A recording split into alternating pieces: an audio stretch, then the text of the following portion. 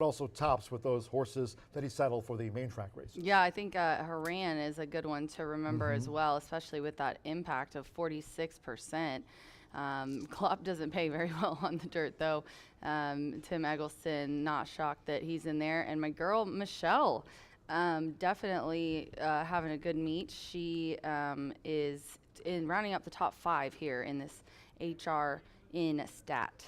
Yeah, and Tim Eggleston, he has, of course, in today, Literary running on a fast main track here today for those connections, including a friend of mine, Essex Long, who was excited about her turf win last time out, but she'll stay in, get a lot of scratches on today's racing program. Alberto Burgos, he had a nice meet here last year. He's really having a breakthrough 2024. Not only does Alberto top the overall jockey standings, of course, talking about the main track and the turf victories here this season, but Alberto with the most dirt wins with 29. And of course, you have Evan Roman. Also the highest impact for Alberto, too. Exactly. And Evan Roman, 26 of his 27 wins, might be 26 or 28. 26 or 28 have come on the main track, so a couple of turf winners for Evan. And then you've got Marcelino Pedroza Jr., who's tied overall with Fernando de la Cruz, by the way. Checked all-time winningest jockey here. Fernando's now 3 in front of Rodney Prescott, who's still right there after holding that title for quite some time. Yeah, I know. That's crazy that we're going to have to change that. And then we have a hot trainer stats as well from HRN. This is today racing here, Friday, July 5th. Yeah. Eddie Keneally, Bill Morey, Langmeyer, and Asmussen, all pretty good. But look at the impact for Eddie Keneally, 183 there. And those are in the last 10. So definitely some nice stats for you to keep in mind while you're handicapping. And that was courtesy of Eddie D. He's going to be here for Derby as well. Yeah, don't discount those because Kelsey Danner has a first-time starter on the undercard tomorrow on Indiana Derby Day, teaming with Jaime Torres that I like a lot. Has been working very forwardly there at Churchill Downs, and Kelsey Danner, certainly one of those Horse Racing Nation hot trainers to keep your eyes on. Road to Louisville contest. Yeah. Congratulations. I mean, talking about the winners of Road to Louisville, a $30,000 bankroll, and as that contest, of course, wrapping up here at Horseshoe Indianapolis. Yeah, so congratulations to Nathan Woodward, George Whipperman, John Shipley Jr., Bill Carey, and Jason Phillips, and they are going to be here tomorrow to give us a little interview. We're going to give them $30,000 to share in betting. It starts high today, and right? goes down. Tomorrow. Okay. Tomorrow they will get $30,000 in wagering dollars to wager on the Derby Day card. So congratulations to them. For sure today and tomorrow, MHC qualifiers. 3 here at Horseshoe Indianapolis. And the champ's going to be here tomorrow. To try to punch your ticket. Yep, Mike Gillum from Fisher is joining us here for the Indiana Derby Day. Looking forward to hearing you talk to Mike between races. And today, horse players drawn to Shelbyville. And again, there'll be one more qualifier, but that'll be in December, so during the winter. But looking forward to today having those horse players join us here, and also tomorrow on Indiana Derby Day, all hoping to punch their ticket to Horseshoe Vegas for NHC 25. Rich. Yeah, 2 separate contests for Indiana Derby weekend. Live money with a $400 buy-in on Friday, and then tomorrow it's a $500 buy-in. Top 3 on Friday, and the top 4 Saturday advance to the NHC finals in Vegas. Next March, there's a total of $10,000 in cash prizes to the ones that qualify. It'll be held on the first floor, and you have until 2 o'clock, so 15 more minutes if you're going to get into the NHC qualifier that we have.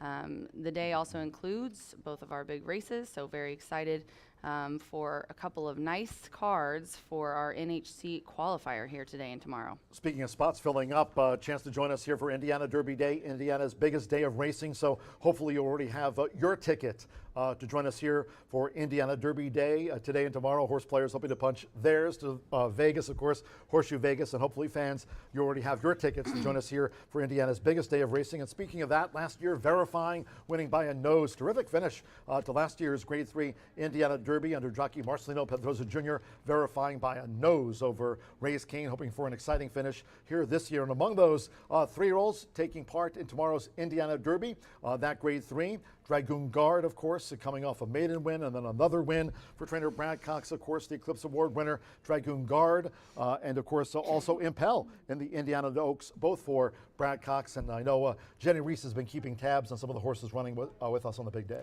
Yeah, she has. She's actually sent us some footage today of Stronghold. He's on the track, and he was back there eating grass and relaxing. She got him walking through the shed row as well. I don't know if we have that ready or not. There it is.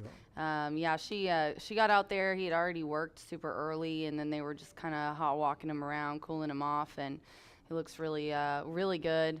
I love the video she got of him eating grass over on the hill behind the barn. He was really enjoying. Yeah, he was really enjoying that. So excited to see him. He's here on the grounds. I'll try to get down there and see who's going to be schooling and who's here yet. So very excited for the Indiana Derby tomorrow.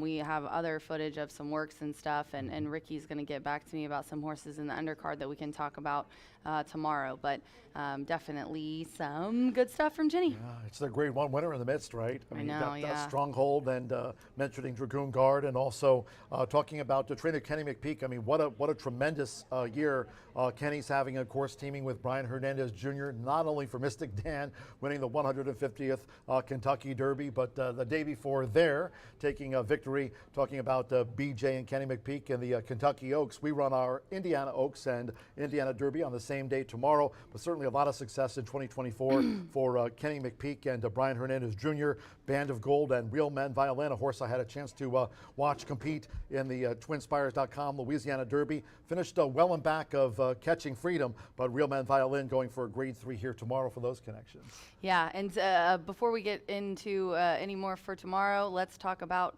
the handicaps today. Clarksville, yeah. Then we'll get to old Louis Rabot is going to jump on with me. He's in wardrobe and makeup. Yeah, this is the Clarksville, and sadly it did get scratched. I had 4 in the early changes, and now it's a field down to 3. So there's no place, no show, obviously no exotics in here. It's going to be ran at 5/8 on the main. I went 1, 2, 3. I put Blame Day and Gavin Ashton aboard for Michelle Lovell, a 4-year-old filly by Blame. Shocker. I went through and I tried to find horses that had ran on off tracks, and it is fast, but there's obviously moisture, and a lot of these horses are strictly turf or poly, and Blame Day has definitely ran well on dirt here, not here, in Churchill, Remington Park, Oaklawn, but really the last few, Barn Change kind of has thrown in some clinkers. But if you go back to 2023, really some nice wins, nice in the money finishes, was 3rd in a stakes First Lady handicap there at Remington. So I put that one on top. Current Climate is who I went with next. Alex Ashard aboard for Eric Foster. This is a 6-year-old mare who's making her 27th lifetime start. She's visited the winner's circle 7 times, and on dirt, 3 of those 7 have come on the surface. So coming out of an allowance at Churchill, was 5th. If you go back to some of these other ones at Turfway Park on the Poly, did well, but I tried to find a little bit of dirt form out of the 3, and that's who I went with. Foolish, David Cabrera, Kyle Karamari's hot. This one's been on turf a lot and hasn't done much on dirt, so I put it 3rd out of a 3-horse field. Patriotic picks. Red, white, and blue. There you go.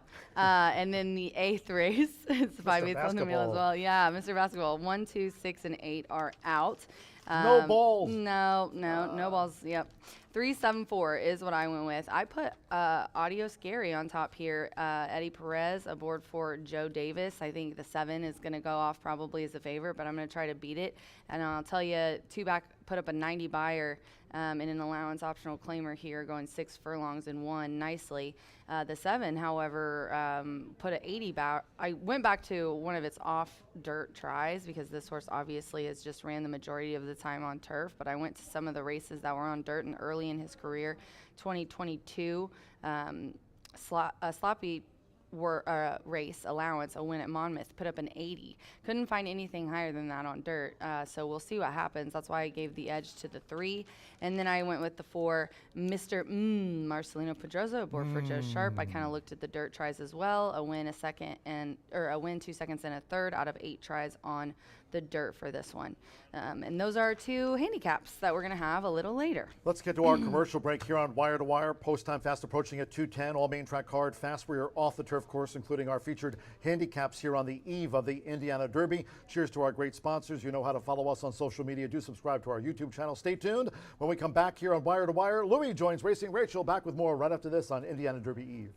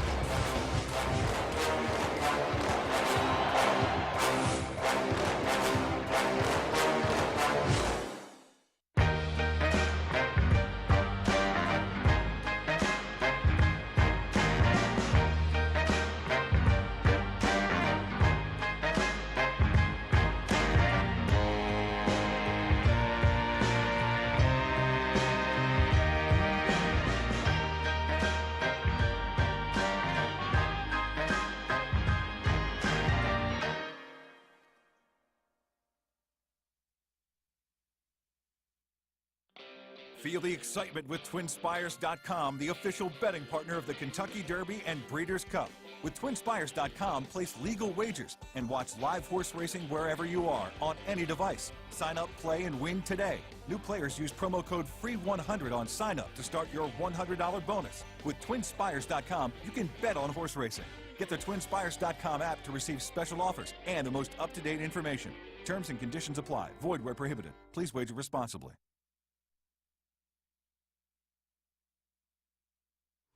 We're back with my friend Louis from the Horse Racing Happy Hour, and you got a show on the good old ESPN now, huh? Well, ESPN Louisville, how about that? Yeah, you're like a like big that? deal now. That's a kind of a big no, deal, it's small pretty deal, cool. ish deal? Yeah, You're how pretty about cool. Started from the bottom, now we're here.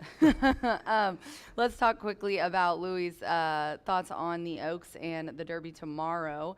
Haven't heard of any scratches in the Oaks. 7 Impel looks really strong. I think the 8 also is interesting as a little bit of a long shot in there. I haven't narrowed it down exactly. I've got some numbers that I've been working with, but want to get your thoughts, Louis. Yeah, I think there are a bunch of interesting fillies in this race. If you told me any of about 4 or 5 end up winning this thing, I wouldn't be surprised. I think as bettors, that's certainly what we want to see. And frankly, as this race moves forward, 29th rendition already of the Indiana Oaks, which is fantastic. But I think even a horse like Band of Gold that comes in here, winner of the Martha Washington a couple of months ago up at Oaklawn Park, we see that McPeak-Hernandez connection, hard to bet against this year. Won the Oaks between the Oaks and the Derby, and won it last year as well. I think Chatala's coming in from the West Coast is really interesting. Sat down with trainer Grant Forster the other day. This is a new partnership between him and Mark Glatt for this, his barn essentially, to run more in the Midwest, where frankly, look, a $200,000 grade 3 in Indiana, that's a grade 2 in California. It's really hard to find those purses out there. Interested to see if she can get some of that form that she had last year.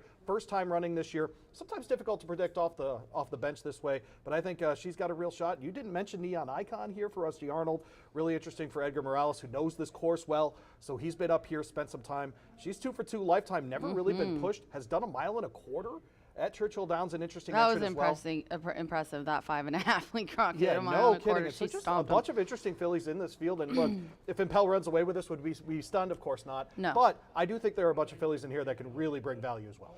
Yeah, and then we're gonna go. I agree. And then we're gonna go to the. I'm trying. I'm glad you agree. That worked out well. How we about that? started a little late, so I'm just trying to get. Nobody cares what I say. Only people care what Louis says. There it is. I'm just here to look good. Indiana Derby. You're the pretty face.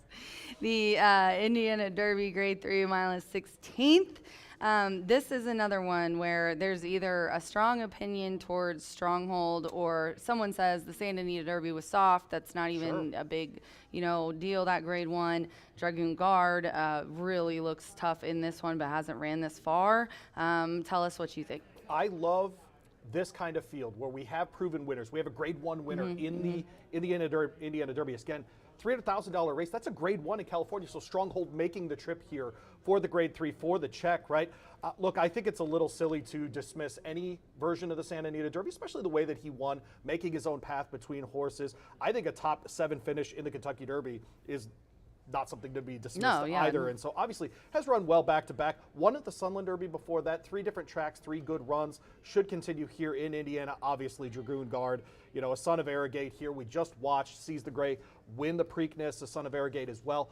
Very small amount of progeny out of Arrogate, or by Arrogate, I should say in that case. Dragoon Guard could be part of that as well. Probably going to be the pace setter, is going to have to go from the outside position in the Indiana Derby, will probably be part of that early speed.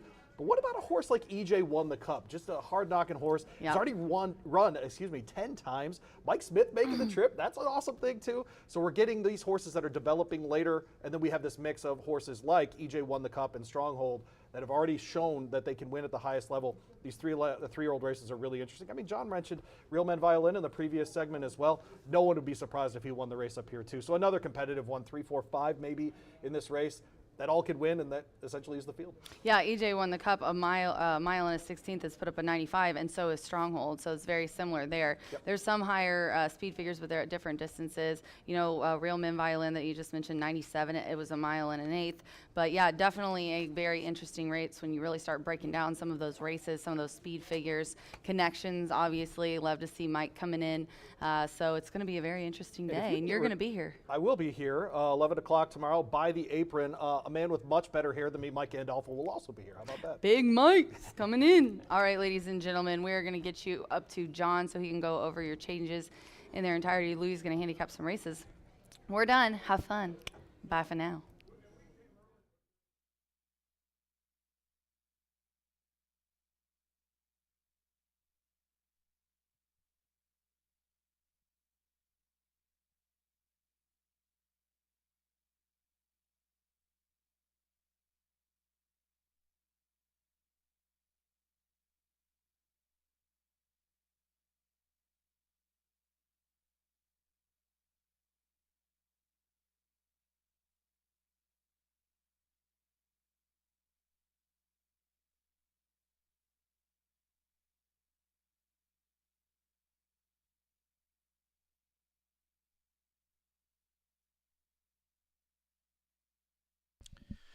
Good afternoon from Horseshoe Indianapolis. Hello now from the broadcast booth. Great to have you with us, track announcer John G. Dooley. 9 races on tap, including the Clarksville and William Garrett handicap.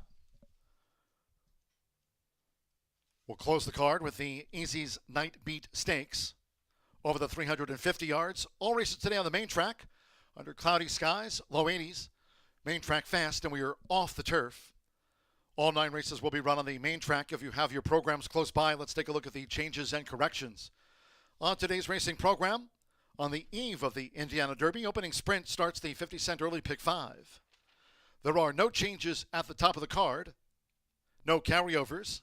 Main track fast starts at the early pick 5, and no changes in the opening Fillies Mare Sprint. Second race, Maiden Mile, starts the 50-cent early pick 4. Second race, all 7 run. No changes in race 2. Turning to the third race taken off the turf. This will now be run on the main track at 1 mile and 70 yards. Scratch the 2, Psychedelic, 5, Star Wisher, and the 7, Jungle Cat. No superfecta wagering. Note number 8, Princess Tanko, draws in as a main track only for Joel Campbell. Princess Tanko, the MTO, the 8, will run. Scratch the 2, 5, and number 7. And the fourth of our 9 carded. Start here the 50-cent late fire 5 with the sprint. Scratch the 2, Reflex. No superfecta wagering. No superfecta. Scratch 2, Reflex. In the 5th race, Maiden taken off the turf course. This starts the 50-cent late pick 4. Race 5 will now be run on the main track at 1 mile and 70 yards. Scratch the 2, Burn and Tune, 4, Kauai Breeze, 5, Channel Z. Take out the 6, Only Frank Knows, 9, Giano, and scratch the 12, Merlin's Magic. Note number 11, Master of the Night, entered by Gennaro Garcia as a main track only, will run. Master of the Night, the MTO, number 11, will run. Scratch from the Maiden, the 2, 4, 5, 6, 9, and number 12, all have been withdrawn. 6th race, Maiden Juvenile Fillies Sprint. Scratch the 12. Protonica. 13, Molly's Legacy, draws in. Molly's Legacy, the 13 runs. Scratch the 12. Protonica. Number 4, Miss Candela, 2 pounds over. Number 6, Innisfree Lass, plus 2 extra pounds, makes the weight there now 117. And 7, Charming Talisman, 1 pound over in the Maiden Juvenile Filly Sprint. 7th race, the first of 2 handicaps, the Clarksville, off the turf. The Clarksville will now be run on the main track at 5 furlongs. Scratch the 4, Habuya. 5, Medallia Match. Take out the 6, Riley's Redemption. Scratch the 7, Stella Teresa. And the 8, LJ Zema. With those scratches from the Clarksville, no place, no show, no trifecta, no superfecta, nor no 10-cent grand high five. Win, double, pick 3, no place, no show, no trifecta, superfecta, nor pentafecta. Scratch the 4 through number 8. After the Clarksville, the William Garrett handicap, named for Mr. Basketball here in the Hoosier State. William Garrett handicap, race 8 is off the turf. It will now be run on the main track at 5 furlongs. Scratch the 1, Carotari. 2, Mustache. 6, Foxtrot Anna. And take out the 8, No Balls. No pentafecta wagering on the William Garrett handicap. Scratch 1, 2, 6, and No Balls. 9th race, Easy's Night Bear Stakes, over the 350 yards. Finale scheduled at 6:15. No scratches, no jockey changes. 1 piloted by an Angel, 1 pound over. 3, El Fulano, a pound over. 4, Winter Spirit, plus 3 pounds. Number 5, Where's Wilson? 3 over. The 6, Nacho Prieto, 1 pound over. Makes the weight there now 129. 8, Dash Tracks, 3 over. 9, HHCJ Shake, 3 extra pounds. No scratches in the Easy's Night Beat Stakes over the 350 yards. On the eve of the Indiana Derby, cloudy skies, low 80s. All races today on the main track were off the turf, including the handicaps. Main track fast. Opening Fillies Mare Sprint starts the 50-cent early pick 5, and the distaffers in the walking ring. Make it a great day with us here on the 5th of July at Horseshoe, Indianapolis.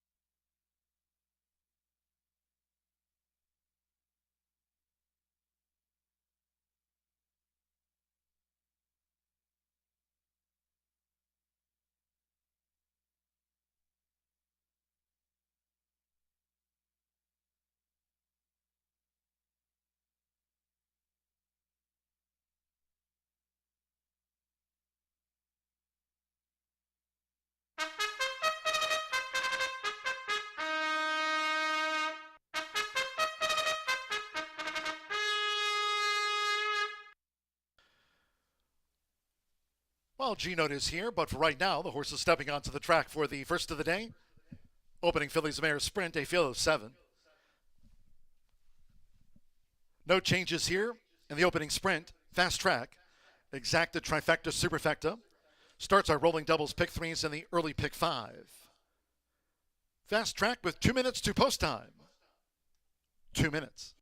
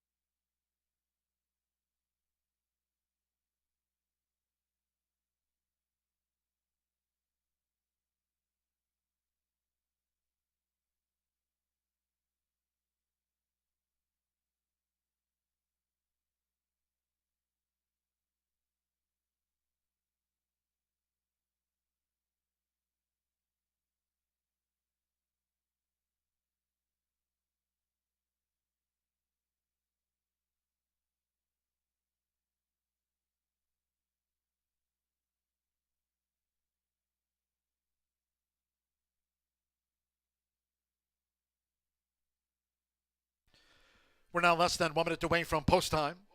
Start to the 50-cent early pick 5. Main track fast. You have less than 1 minute.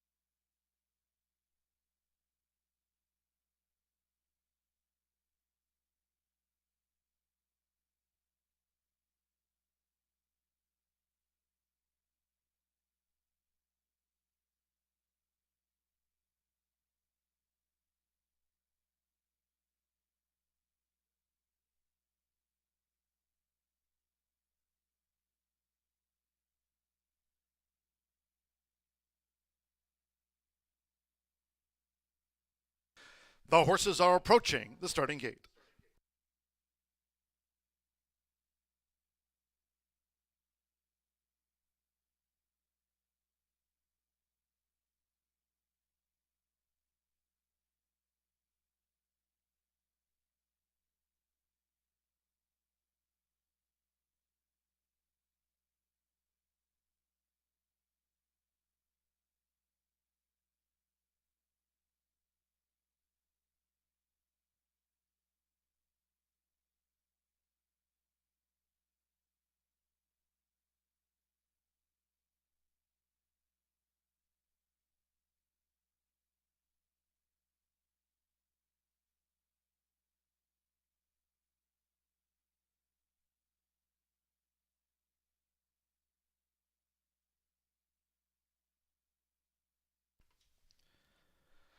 The horses have reached the starting gate. It is now post time. They're going in. Wild Tappet leading jockey Alberto Burgos with 35 wins here this season. Evan Roman with ZZ's Red. Now Manny Esquivel, Cole Cat coming up.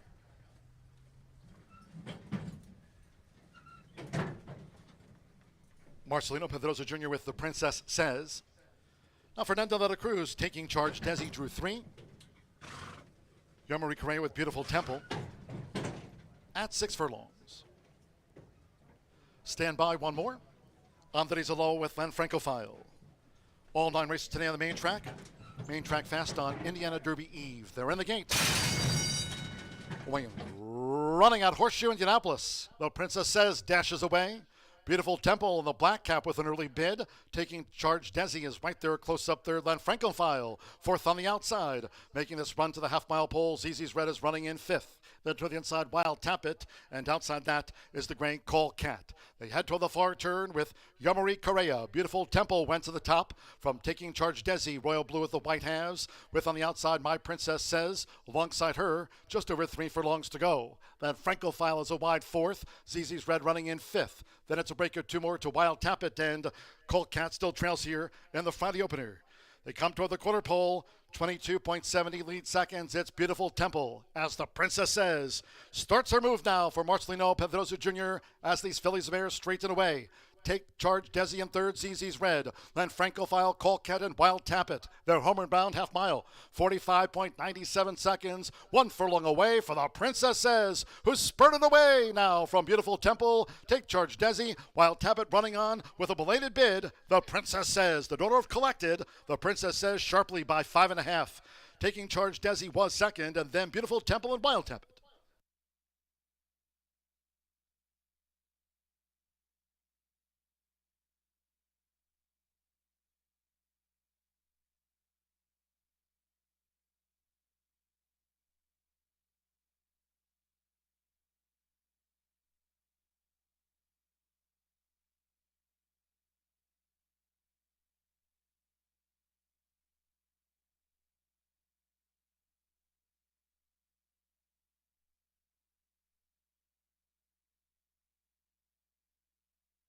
One 10.19 after the Phillies Mare sprint.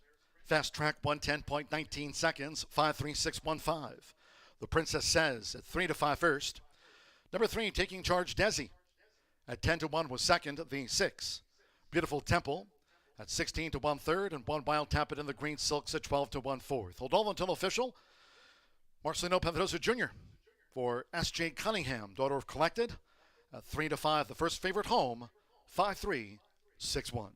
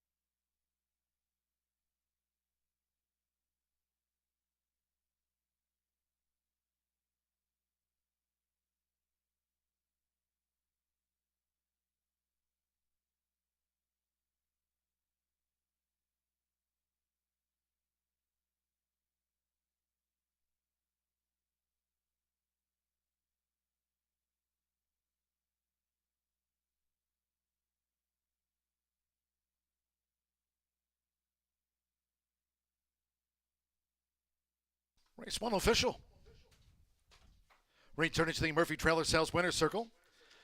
Number 5, the Princess Says with Marcelino Pedrosa Jr.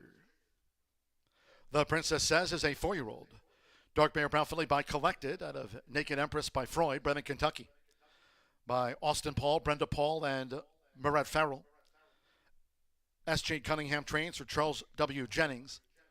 Horseshoe Indianapolis congratulates the winning connections of the Princess Says.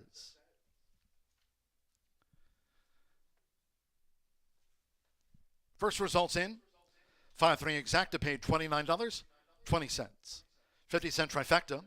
5-3-6, $49.05. Wild tap at fourth. 10-cent superfecta. 5-3-6-1 returned $34.48. And the Fillies Mare Sprint, favorite first here on the 5th. All 7 ran 110.19 fast track. The second race, Maiden Mile, there are no changes, all 7 run. No changes in our seconds of the day, exacta, trifecta, superfecta. Double pick 3. Maiden Mile starts the 50-cent early pick 4, fast track. Post time for the second race will be in 22 minutes at 2:42 in all cases. Please do try to make your selections and Horseshoe Indianapolis wagers today early. Thank you. Coming up in just a moment, our first replay of the day of the Fillies Mare Sprint. Hope you had a bet on the Princesses.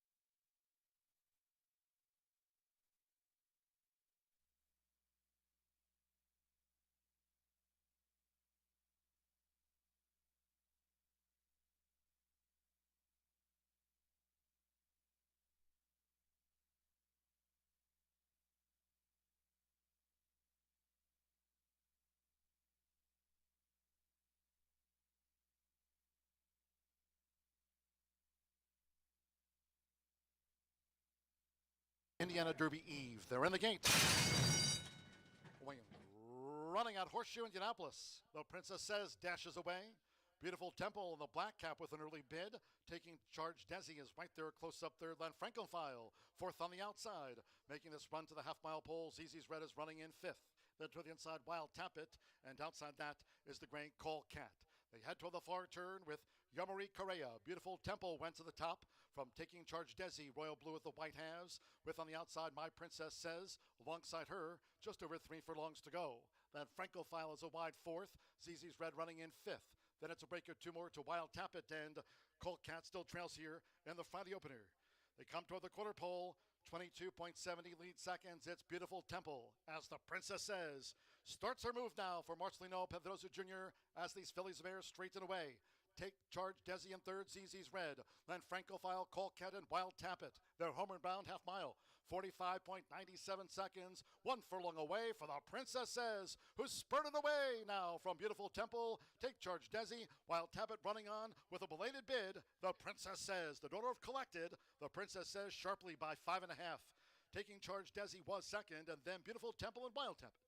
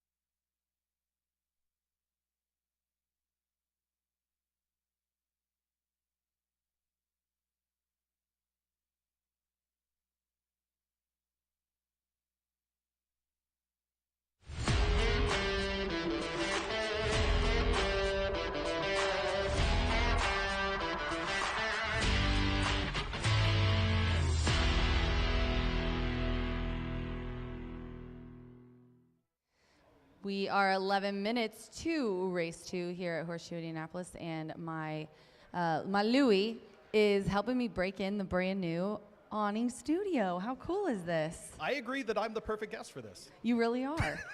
This is. There's even neon. How about that? I know. Yeah. Shout out to my girl Whitley in marketing. She ordered this for me because Eric said that I had overextended my budget and he would not buy me any more things. He also took away the P card, which was rude. So I went over to the casino side marketing and I said, Whitley, please help me. Shout I'm poor. out to the casino side marketing folks. How about that? From Bridesmaids, you know that part where she's in the airport or in the airplane, she's like, help me, I'm poor. Man. So I got this one, and then in the paddock we have a hashtag Indiana Derby one as well that Terrell did a excellent job of putting up. We have a maiden claiming for 15. They are going around ground on the fast main track. It's sunny, it's beautiful, it's dried out. We're very happy about that. I went 1-4-2. Louis is going to try to beat the favorite with the 4 hitch pin. Yeah, so hitch pin here, and frankly, if you look at the numbers for the 1 and the 4, they seem to mirror one another. I'll go ahead and trust Randy Klopp here, essentially. So 18% of these maiden claimers on the dirt at 17%. Back to the dirt here, coming off the turf, 23% an angle for him. So yes, 19 starts, not been there, but 9 times hitting the board as well. So this is a horse that's been in the mix a bunch of times, hoping get over the hump here, and frankly, love the current 7-1 number. Yeah, and then we have the 2 that Louis put in for his exacta spot, 6-1 right now. Day Drunk, Alberto Burgess aboard for Klopp as well, so he's got a nice couple chances in here. And Alberto, we just talked about on the pre-race show, HRN stats, he's been hot. Why do you like this one? Yeah, essentially Louis? the Burgos angle here. I do think that this horse will get a better trip here. Ran behind a hitch pin last time out by quite a bit. Third time up here is trying routing for the second time. Do think that experience does matter, and so ran third last time routing by a bit up the track, but I do think a little bit of that experience should pay dividends here. Yeah, and we also have the 7, and I do want to mention Charlie's Little Devil is trained by Ron Harrell, and he actually rounds out the top 5 for hot trainers. As of the last, I think, 10 starts they showed there. Yamari Correa, really strong rider. Got to talk to her. She's great. So tell us what you like about these 7 here. I just think getting back to the distance here is what matters. I think that trying the sprint last time was probably more of just to keep this horse on the track. I think getting back to the distance will matter for sure. I think when you look at especially the breeding on this horse, I think going the 2 turns is going to be much more favorable for him. Look, this is State-bred company. We're in for 15. Yeah, not a lot to love about this, but I think getting back to the distance will be favorable there. Yeah, and let's not end this without talking about the 1. I'm a chalk-eating weasel here, 1-2. Hate to see it. Fernando de la Cruz is aboard for Tracy. Tracy Wisner is bred, owned, and trained this 5-year-old gelding. And, he's been down in maiden claiming 15 before. I think, though, he's found his friends, as they say, in this group, and is why he's the favorite. I think he can probably get it done. Fernando on the rail is always a good one, and hopefully doesn't get any traffic coming out of the gate, because this one has had a little bit of early kind of trouble settling in, so bumped a couple back, but definitely a hard pill to swallow. Once I saw the 9-5 morning line, and this is a trainer in Wisner that is 1 for 73 the last 73 times routing, I thought, you know what, that's not a play that I can make with good conscience. So I'm going to try to beat the favorite here. All right, ladies and gentlemen, I have 1-4-2, and Louis has 4-2-7. I am thoroughly impressed with my apron studio. How about you? I agree that you should be impressed with your apron studio. Thank you. How about that? We are 7 minutes to race 2 here at Horseshoe Indianapolis. I'm on Page Perfect, and Louis takes hitch pin. Good luck.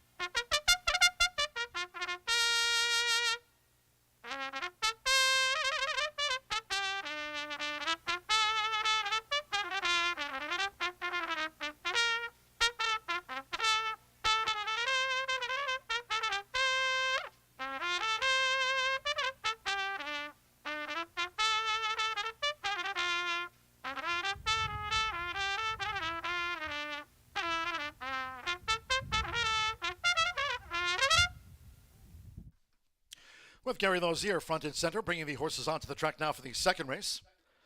Stepping on for this maiden mile. A field of 7. There are no program changes. All 7 run. Parading, exacta, trifecta, superfecta. Double pick 3 and start to the 50-cent early pick 4. Fast track. 3 minutes to post time. 3 minutes.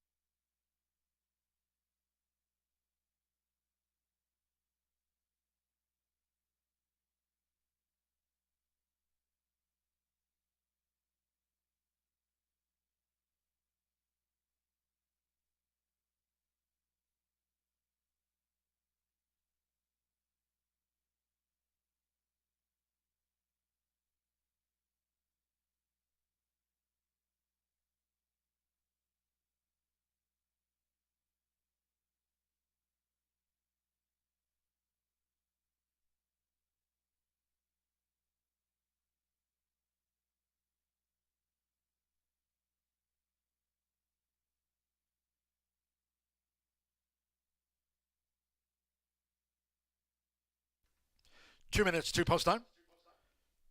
2 minutes.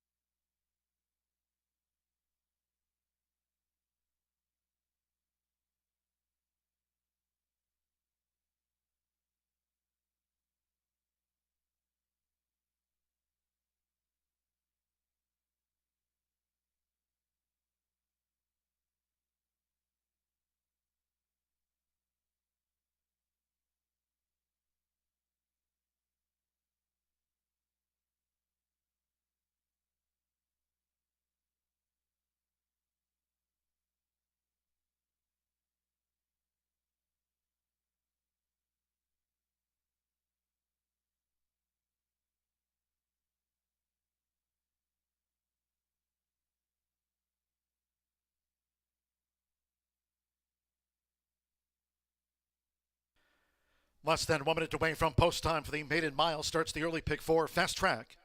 Less than 1 minute.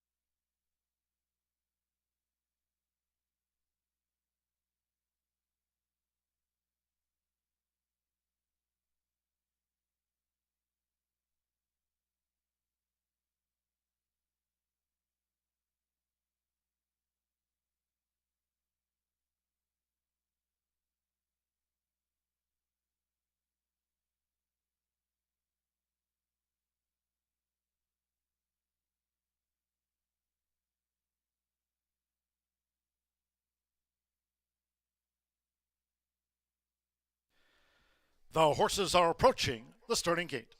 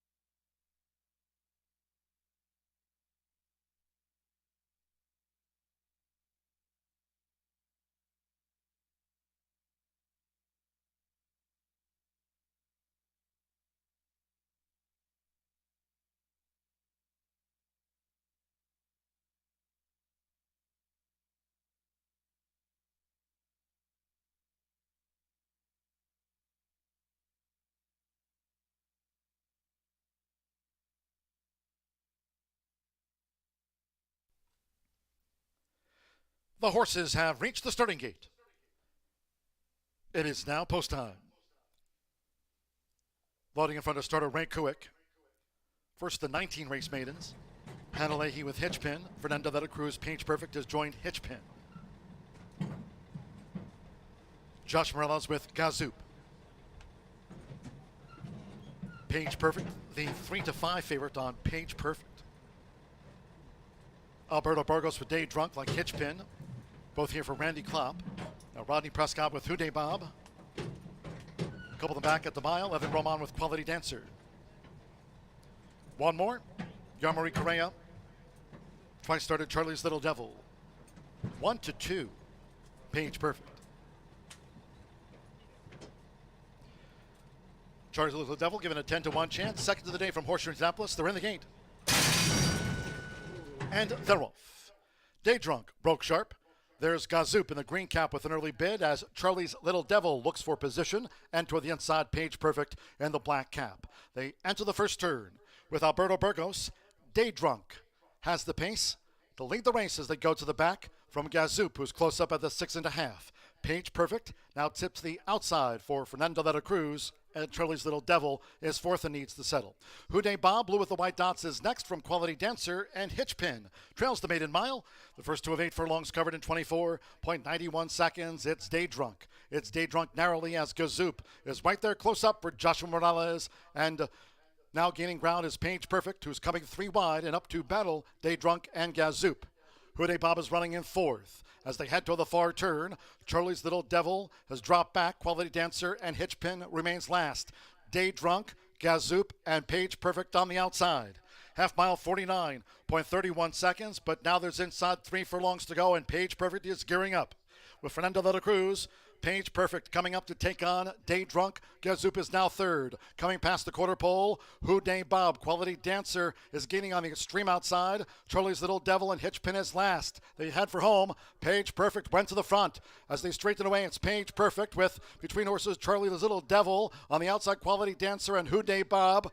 Gazoop and Day Drunk is staggering home. It's Paige Perfect deep in the final furlong. Paige Perfect kept to the task. Charlie's Little Devil gamely for Yarmari Correa. Paige Perfect. Paige Perfect, and on the inside, coming through, Charlie's Little Devil at 13-1 to get and beat Paige Perfect. Quality Dancer third, and Hitchpin finished fourth.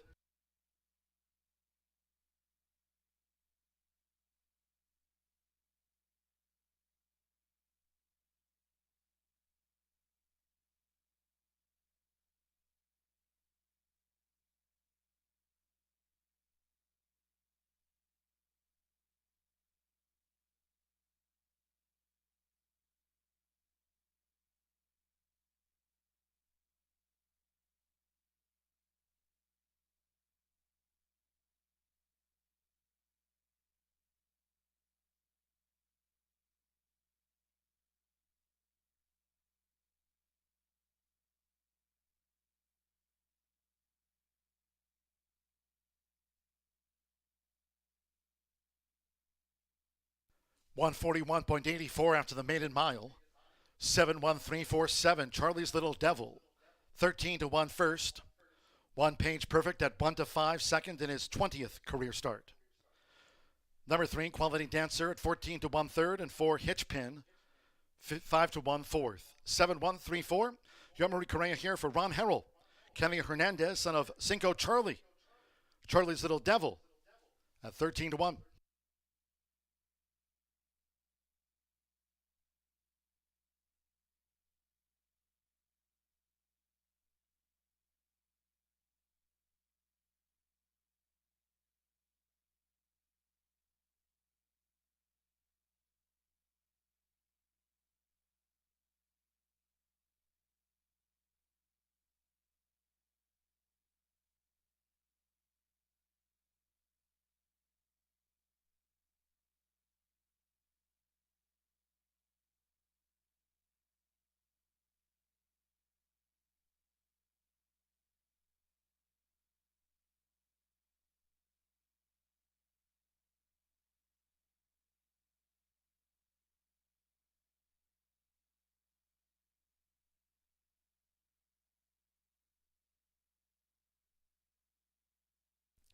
Returning to the Murphy Trailer Sales winner circle, the 7, Charlie's Little Devil with Jean-Marie Correa.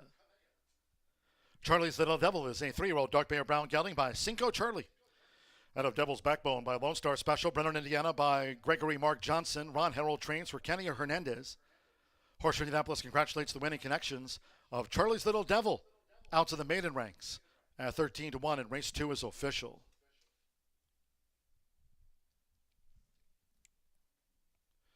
$7-1 exacta paid $55.20. 50-cent trifecta 7-1-3, $62.30. 5 and 7 the opening double, combining the Princess Says with Charlie's Little Devil. 56.60. Hitchpin fourth, 10-cent superfecta 7-1-3-4, $26.41. In the maiden mile, favorite second. All 7 ran 141.84. In the third, one of those taken off the turf course today. All main track races were off the turf. Third race, scratch the 2 Psychedelic, 5 Star Wisher, and the 7 Jungle Cat. Note the 8 Princess Tenko, entered by Joel Campbell as a main track only, will run. Fast track, the MTO. Number 8 Princess Tenko runs, scratch the 2, 5, and 7. No superfecta wagering. Third race, 1 mile and 70 yards, fast main track, exacta trifecta, double pick 3. Post time at 22 minutes at 3:14. Indiana Derby Day. Post time tomorrow. Hope you're planning to join us for Indiana's biggest day of racing. Saturday's card kicks off at noon.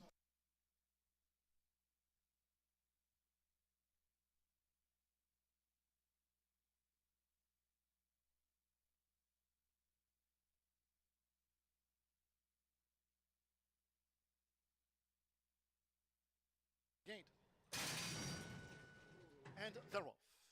Day Drunk broke sharp. There's Gazoop in the green cap with an early bid as Charlie's Little Devil looks for position, and toward the inside, Page Perfect in the black cap.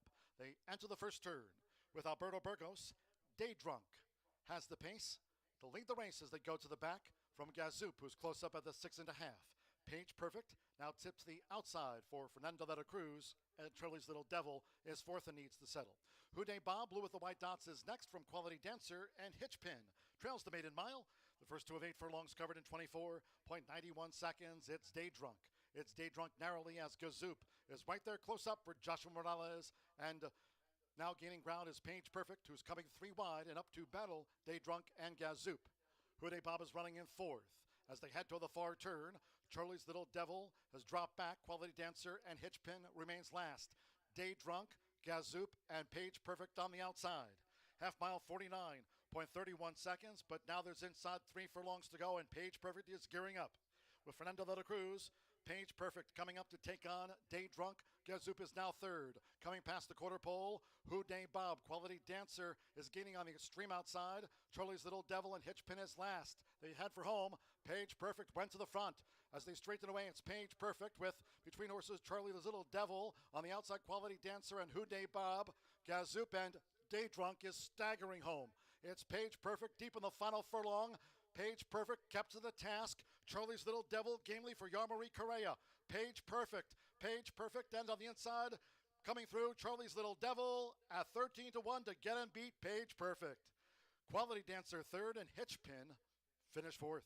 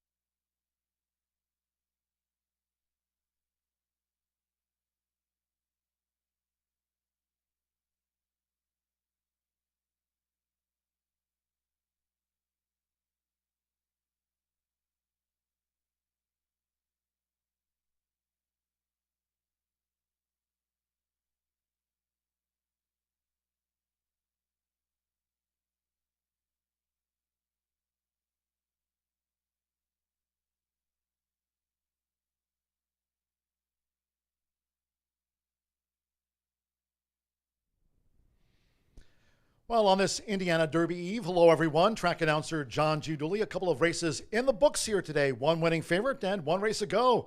Yarmarie Correa, thumbs up, booting home 13-1. Charlie's Little Devil to take out that maiden mile, adding some spice to the early pick 5 and to start the early pick 4 here on a 9-race card on Indiana Derby Eve. Hope you have your tickets already. We're selling out fast for tomorrow's big day, Indiana's biggest day of racing here, thoroughbred-wise. And, of course, today we've got a quarter horse stakes to close out our Friday racing program. Indiana Derby Day here tomorrow, kicking off at noon Eastern. Well, this week we've been talking about the Indiana Derby on Dooley's Data, and today the final edition of the Dooley's Derby Data, as we talk more about some of the trainers running in tomorrow's big one here, the Grade 3 Indiana Derby.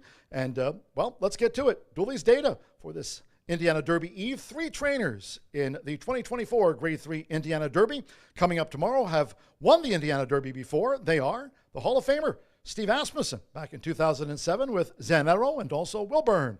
Here in 2011, Doug O'Neill. He trained Excessive Pleasure to win here in 2003 and back in 2017 with IRAP 7 years ago. And Brad Cox, the Eclipse Award winner, had a couple of winners here back in 2020 with Shared Sense, and 1 year ago, verifying by this much a nostril of a raised cane. What a great finish it was to the 29th Indiana Derby, run here 1 year ago. Talking about the Hall of Famer, Steve Asmussen has the most starts as a trainer in the Indiana Derby, that with 15, of course, for the two-time winner back in 2007 and 2011 for Steve Asmussen with Zanero and Wilburn. As you see there, Bob Baffert has the most wins as a trainer here with 4. They are Misremembered in 2009, Looking at Lucky, what a talented sophomore that was here in 2010, and also Power Broker in 2013, and Cupid. Did you have a bet on Cupid back in 2016, 8 years ago? Cupid, one of the Bob Baffert Grand Slam of winners in the Indiana Derby. Now, Grant Foster, he is the trainer of Sir Greyland. Also pointing out, you've got the 5-star General.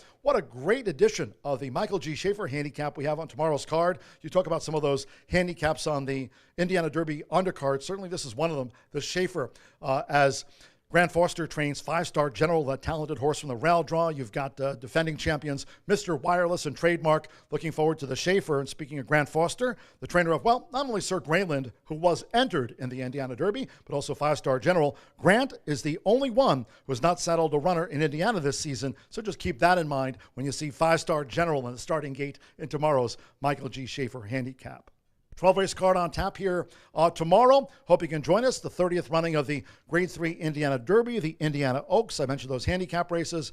Kick off with Indiana's biggest day of racing tomorrow at noon. Today, an all main track card. As I mentioned, we are off the turf here today. Main track fast. We've got Louie, we've got Racing Rachel, Brian Aragoni, and the entire cast joining us here for the eve of the Indiana Derby with a big day tomorrow at noon.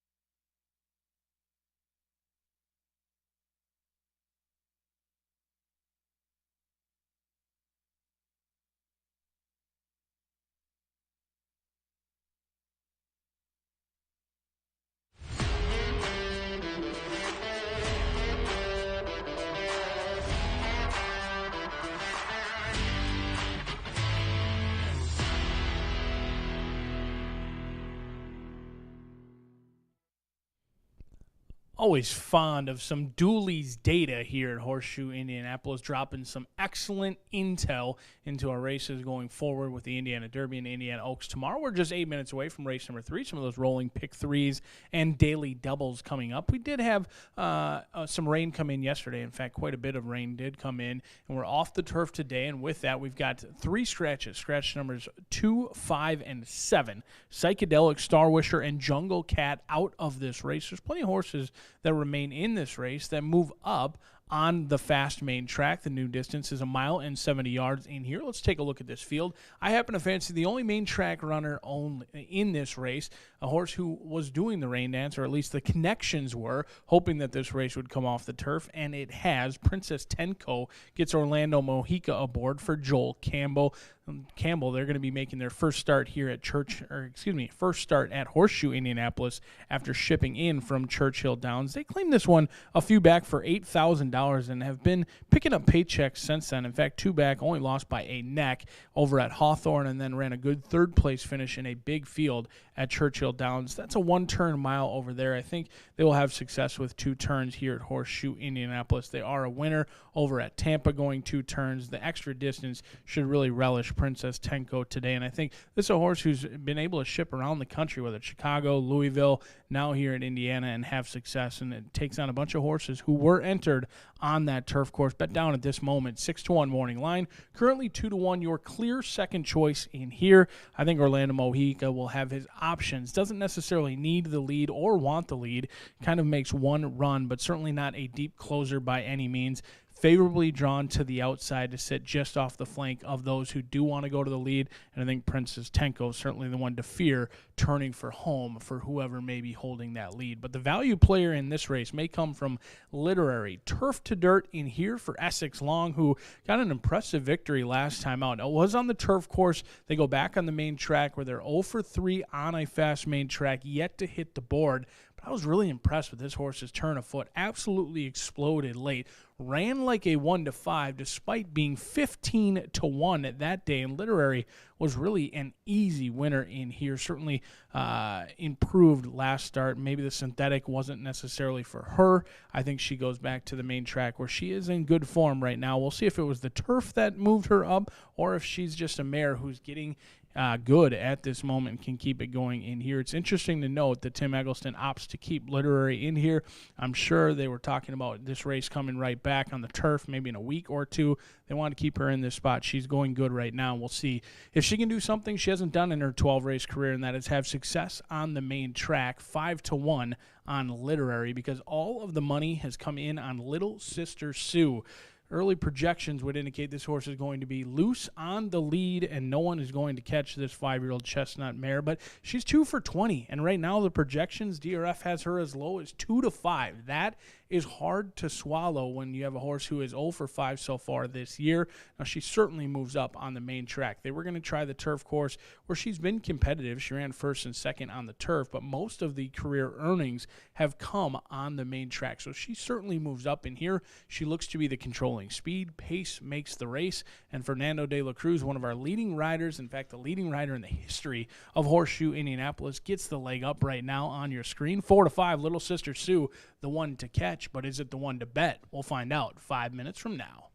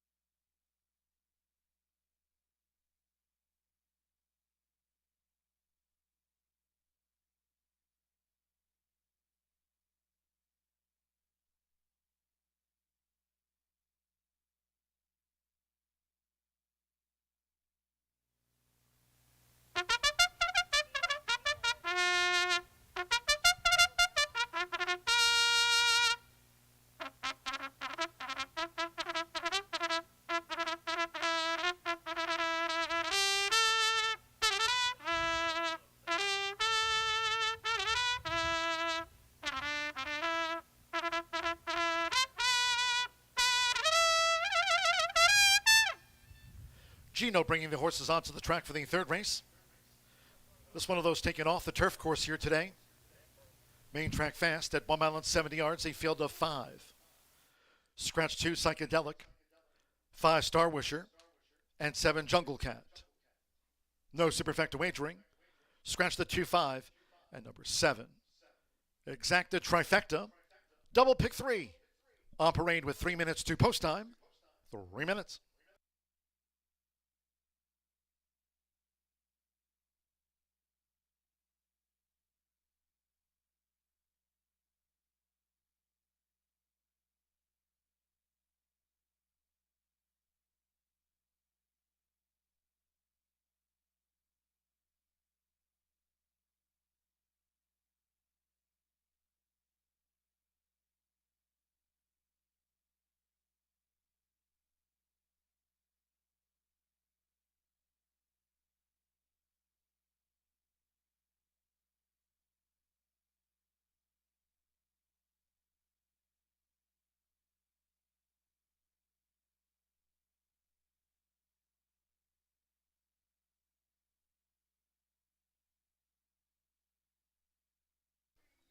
Post time in 2 minutes.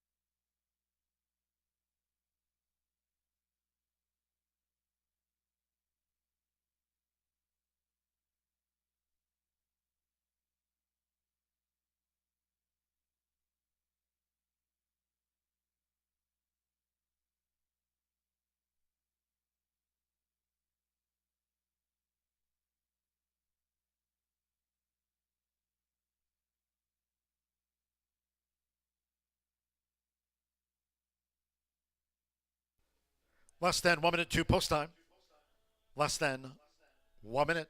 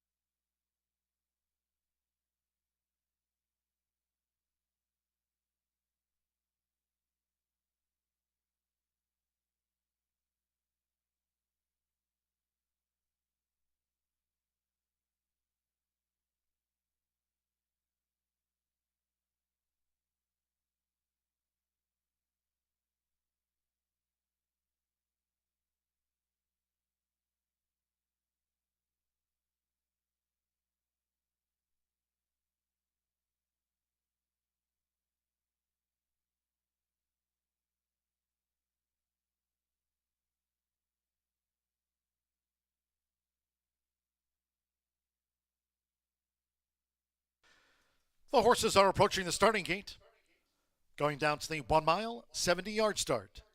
Fast track.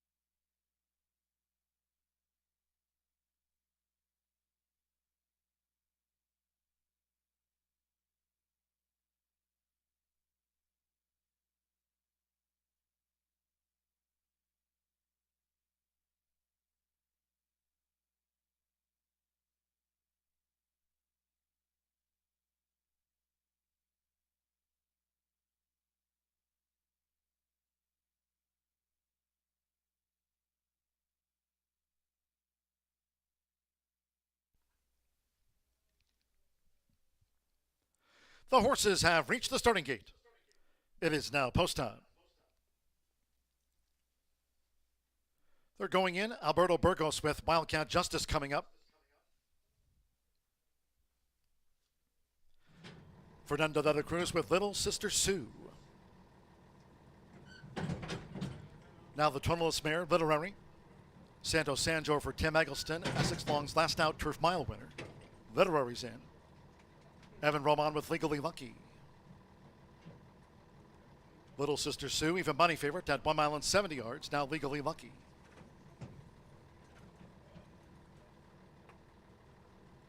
Legally Lucky given a 14-1 chance.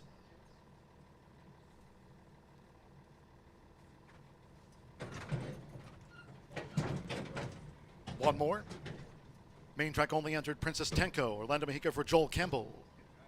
Friday turf racing was waved off. Main track fast here at Horseshoe Indianapolis. They're in the gate.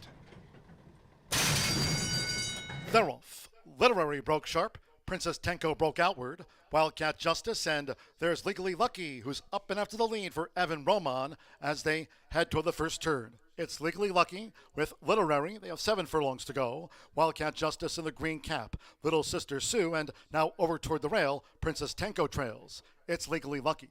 Legally Lucky leads. Literary, 3/4 length to Little Sister Sue.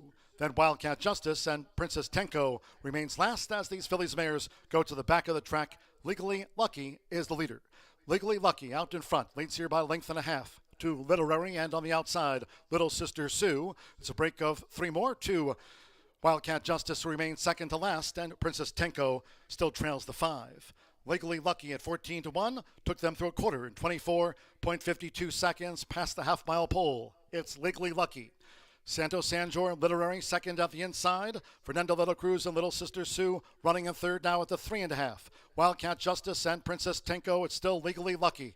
Legally Lucky as Little Sister Sue now is edged into second. Literary third toward the inside as they round the far turn. Orlando Mexica and Princess Tenko, the black silks. She's picking up, joined within 4 lengths off of Legally Lucky, coming past the quarter pole. And with Alberto Burgos, Wildcat Justice is last. Little Sister Sue runs at Legally Lucky, and right there, Literary. She's looking to come through up the rail in tight quarters after 3 quarters in 1 minute 13.34 seconds. Little Sister Sue narrowly. Literary switched out to a clear path, and Legally Lucky battling toward the inside. Here's Literary. Literary lifted to the lead by Santo Sanjor. Literary wins back to back. Little Sister Sue edged out.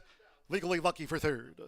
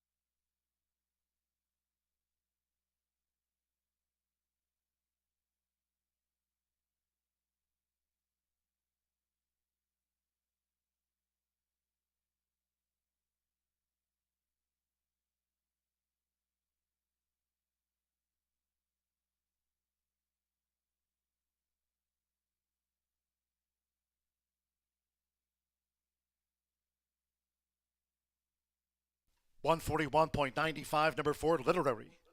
3-1 first.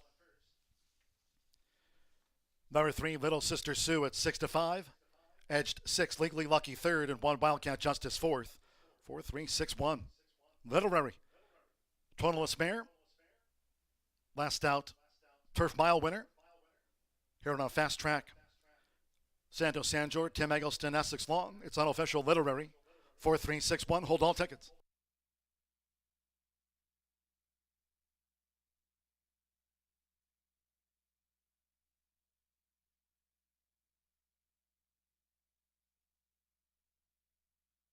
Your attention, please. There's been a jockey's claim of foul lodged. Jockey's foul claim lodged at the top of the stretch. Alberto Burgos on 1, Wildcat Justice. The rider of the 1 is alleging interference by Santo Sanjor on 4, Literary, alleging interference at the top of the stretch. Please hold all tickets. Jockey's objection. The rider of the 1 is claim foul against Santo Sanjor on the unofficial winner of the 4, Literary, alleging interference at the top of the stretch. Hold all.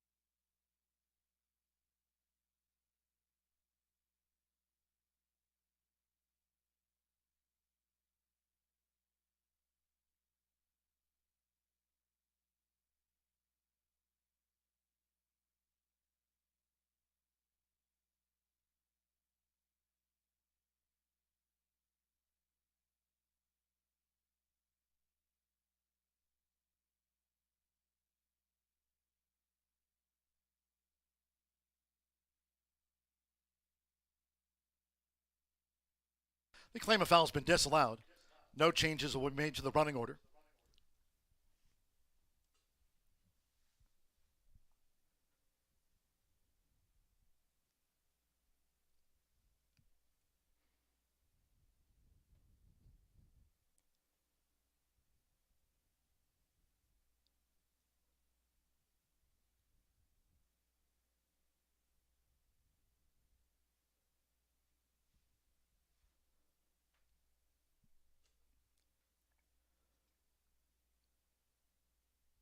Returning again to the Murphy Trailer Sales Winner's Circle, the 4, Literary with Santo Sanjor.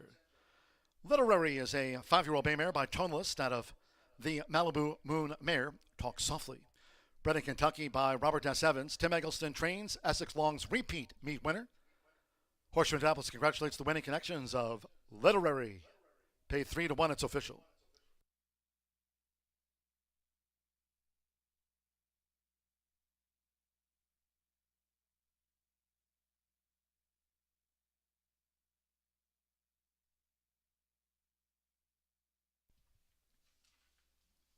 Bring results and prices. The 4-3 exacta returned $19 even. 50-cent trifecta, 4-3-6, $23.15. 7-4 double, 190-180. There was no superfecta. Legally Lucky for third. Pick 3, 5-7-4, $72.25. Wildcat Justice was fourth. 5 ran, 141.95. Race 4 next. Carter for the main track, scratch from the sprint, the 2, Reflex. Number 2, Reflex, scratched, no superfecta wagering. Race 4, with exacta, trifecta, double pick 3, and start to the 50-cent late fire 5. Fast track again off the turf today, including the handicaps. The Clarksville and the William Garrett, named for Mr. Basketball here in the Hoosier State. The Clarksville and William Garrett, those handicaps to be run on the main track over 5 furlongs. Fast track post time for the 4th race sprint in 18 minutes at 3:44. Indiana Derby Day tomorrow. Indiana Derby Day off at noon.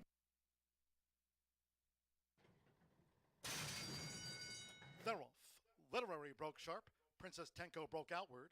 Wildcat Justice, and there's Legally Lucky, who's up and after the lead for Evan Roman as they head toward the first turn. It's Legally Lucky with Literary. They have 7 furlongs to go. Wildcat Justice in the green cap. Little Sister Sue, and now over toward the rail, Princess Tenko trails. It's Legally Lucky. Legally Lucky leads. Literary, 3/4 length to Little Sister Sue. Then Wildcat Justice and Princess Tenko remains last as these fillies mares go to the back of the track. Legally Lucky is the leader. Legally Lucky out in front, leads here by a length and a half to Literary, and on the outside, Little Sister Sue. It's a break of 3 more to Wildcat Justice, who remains second to last, and Princess Tenko still trails the 5. Legally Lucky at 14-1 took them through a quarter in 24.52 seconds past the half-mile pole. It's Legally Lucky. Santo Sanjor, Literary, second at the inside. Fernando Little Cruz and Little Sister Sue running in third now at the 3.5.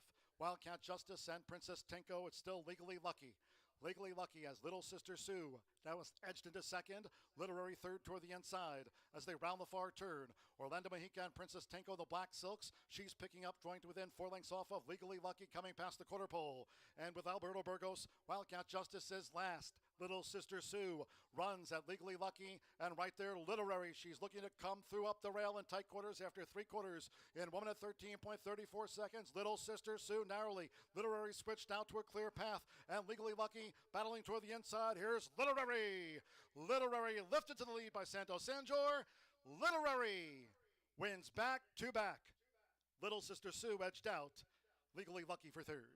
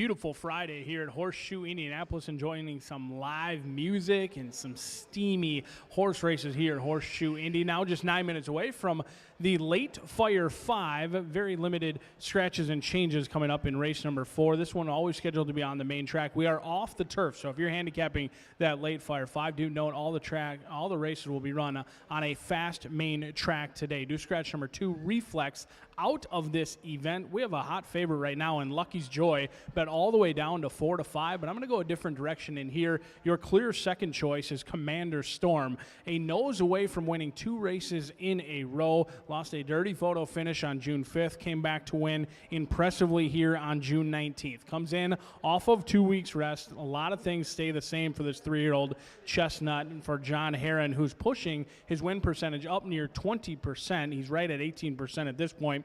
Alberto Burgos, our leading rider of the meet so far, will take on fellow foe Evan Roman, who's currently favored at 4-5. Commander Storm, looking for 2 wins in a row, was bet down to favoritism last time out and paid the people. Went off at 3-2, showed speed, and I thought kicked away for a relatively easy win. This is a horse who's very tactical in nature. Despite 12 starts, is a professional, even though still only 3 years old, really has options in here. If someone else wants to go to the lead, Commander Storm can certainly sit off the pace, or if they are going relatively slow out of the gate, Commander Storm can take the lead as he did last time and really kick clear at the end. I think this one is in very good form right now for Commander Storm, and in my opinion, the horse to beat and potentially the horse to single in the Late Fire 5. Currently 2-1 right now on the board, but the value may come from right next door. It's Daddy's Dream, a 4-year-old chestnut by Skylord, who's as consistent as they come. 6 for 11 in the trifecta with career earnings over $100,000 for Patrick Donahoe. Fernando de la Cruz,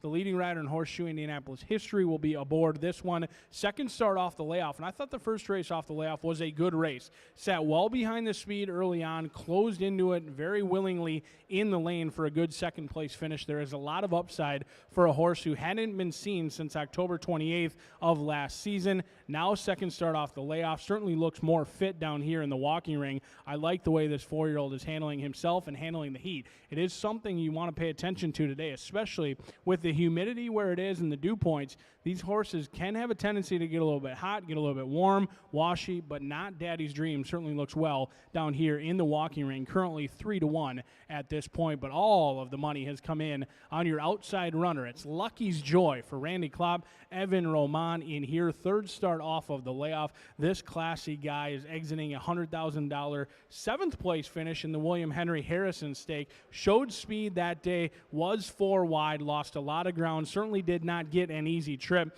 and it's really no surprise that Lucky's Joy is taking a ton of action in here. This is a horse who just exits a $100,000 stakes race, bet down to 5-2 in a 9-horse field, and is now taking a lot of action again today. Currently 4-5, projects to be the speed of the speed. We'll see if Lucky's Joy can take them gate to wire. I'm going to single the 4 on this Late Fire 5 ticket. I do think races 5 and 6 look relatively wide open. We've got Maidens in race 5 and 6. Those are going to be spread races in my opinion. Then in races 7 and 8, we've got the handicaps for $100,000 on the line. We're going to go light in the Clarksville handicap, Blame Day and Current Climate. 2 horses that the connections should absolutely appreciate that we are off the turf. Those horses move up in a big way. And then in race number 8, we will roll out the William Garrett handicap for $100,000 on the line. This one for the boys in here, and there is some that are in a very good form. No doubt about it that Copella is going to take some beating, but I think Eyewitness is another one who moves up. David Cabrera likely had opportunities elsewhere. He rides here today, and he's running for $100,000 in the finale. Plenty of action coming up. Live music right here on track, and the Late Fire 5 kicking off just 5 minutes from now.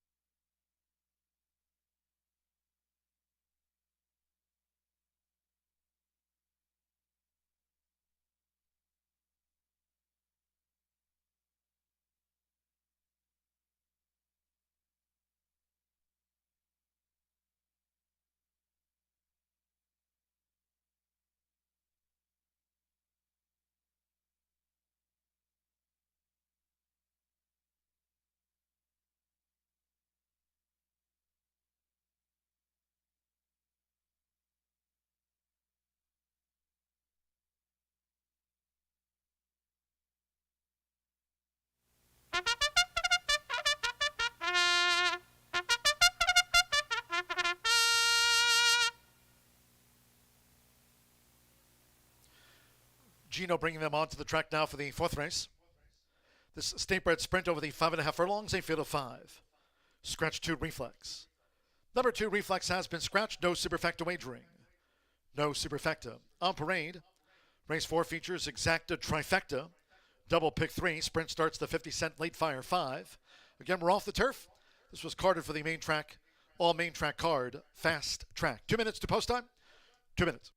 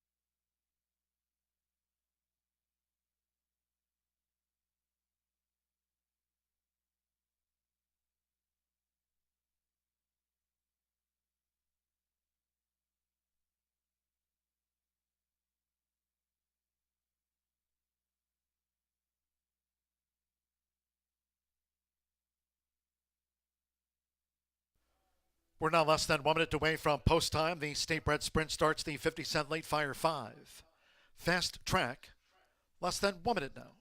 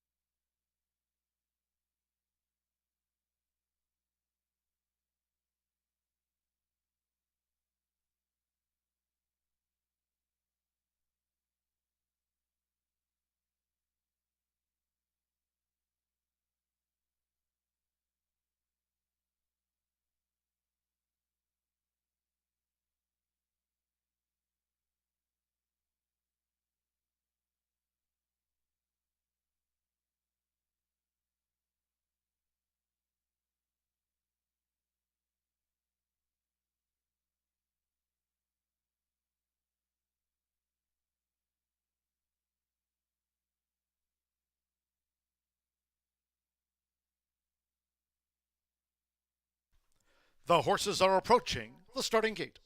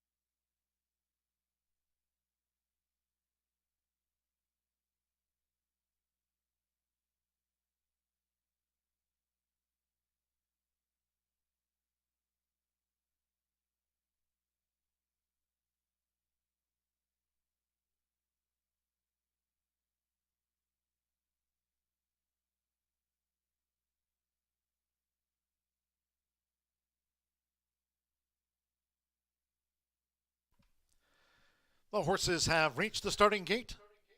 It is now post time. Loading. Andres Aloha with Spot On Justice.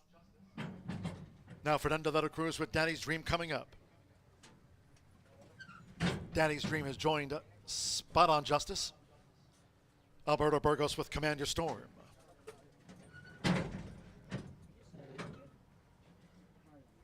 Couple them back. Royal Icing, Santos Sanjor riding for a double after Literary's win. One more. Evan Roman with Lucky's Joy.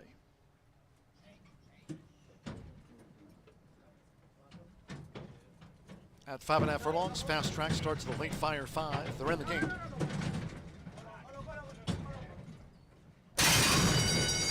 The Robin sprinting. Lucky's Joy peels away with the green blinkers. Daddy's Dream, Royal Icing settles, and Spot On Justice now being sent hard by Andres Aloha to battle Lucky's Joy, who's narrowly in front for Evan Roman. Lucky's Joy and Spot On Justice, and these two four-year-olds face off.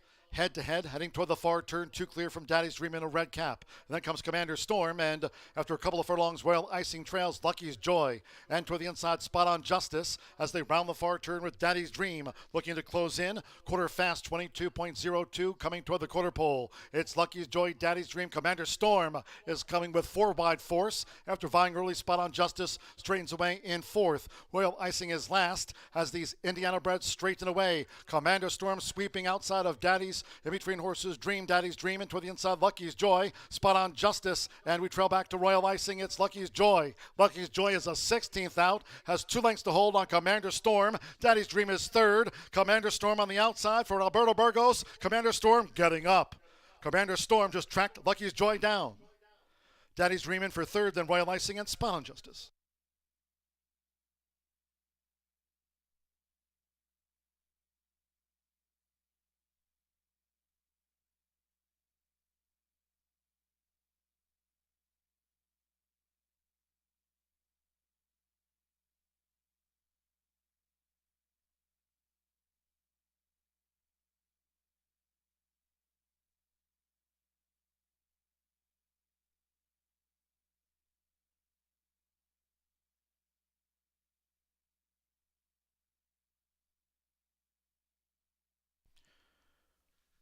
.104.31 out to the State-bred sprint. It was 8-5 on 4 Commander Storm. 6 Lucky's Joy reeled in at 3-5. 3 Daddy's Dream 5-1. Royal Icing beat that tired rival Spot On Justice home. 104.31. It'll go to Alberto Burgos, leading jockey here this season on the eve of the Indiana Derby. Here for John Harron, Clabbermore Stable, Commander Storm at 8-5, 4-6, 3-5-1.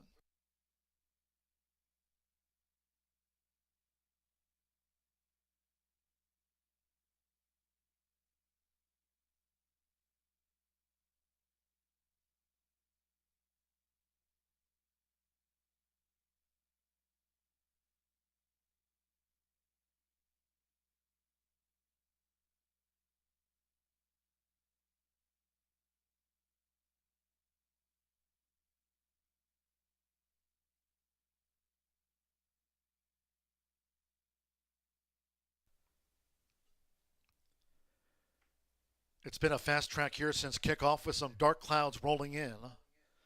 And the Murphy Trailer Sales winner's circle comes in for Commander Storm with Alberto Burgos.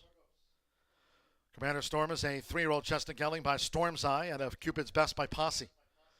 Bred here in the Hoosier State by owners John Harron and Mike Ryan.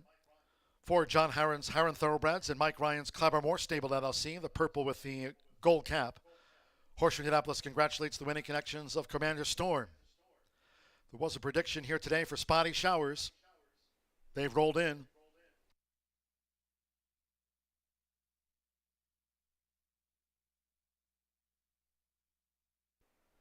Just as the 4th race is official, it's now coming down.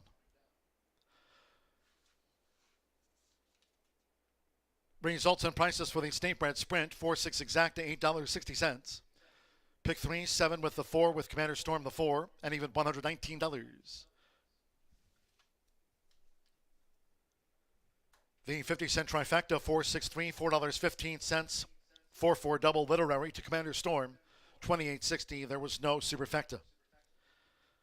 5 ran. 104.31. The track was fast. 5th race earlier today taken off the turf course. All main track card. 5th race. Maiden off the turf. 1 mile 70 yards main track. Scratch 2 Burnin' Tune.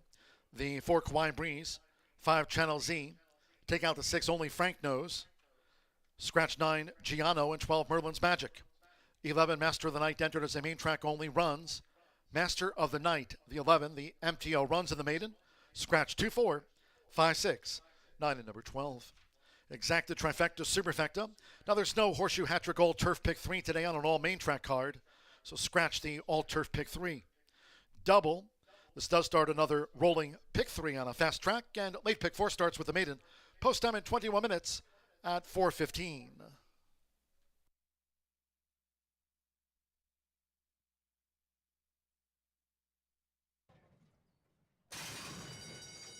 Robin sprinting. Lucky's Joy peels away with the green blinkers. Daddy's Dream, Royal Icing settles, and Spot on Justice now being sent hard by Andre Zaloa to battle Lucky's Joy, who's narrowly in front for Evan Roman. Lucky's Joy and Spot on Justice, and these two 4-year-olds face off. Head to head, heading toward the far turn, 2 clear from Daddy's Dream in a red cap. And then comes Commander Storm, and after a couple of furlongs, Royal Icing trails Lucky's Joy.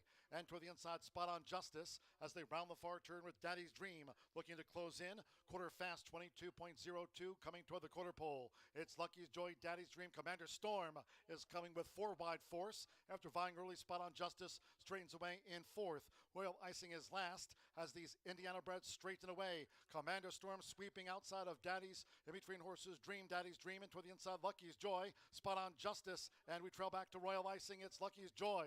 Lucky's Joy is a 16th out, has 2 lengths to hold on Commander Storm. Daddy's Dream is 3rd. Commander Storm on the outside for Alberto Burgos. Commander Storm getting up.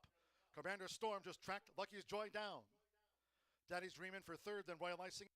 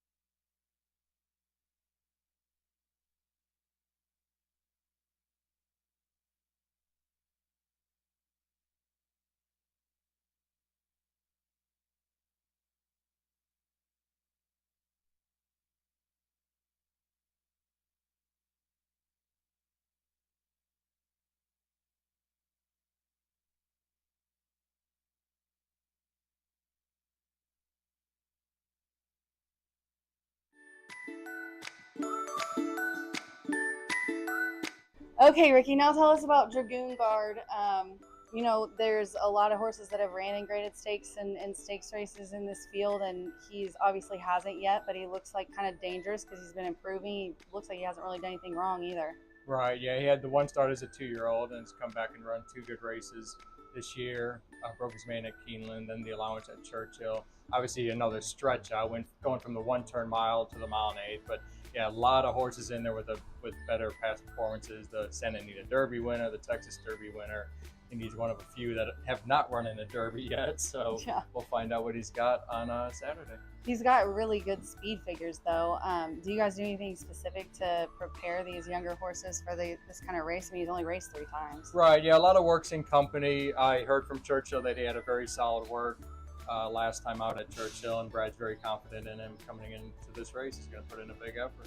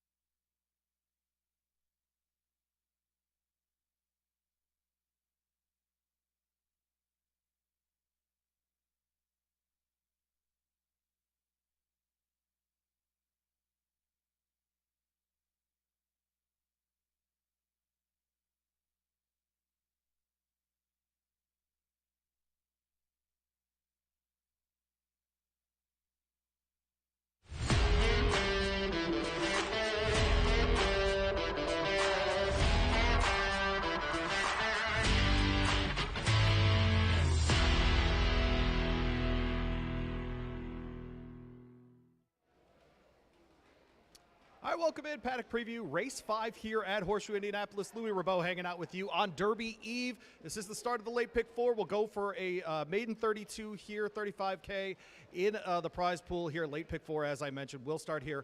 Meant to be on the turf today. Obviously, just had a spot storm as well, by the way. Saw them sealing up the track, so we are probably going to be sloppy and sealed here as well. Tons of scratches to mention to you here.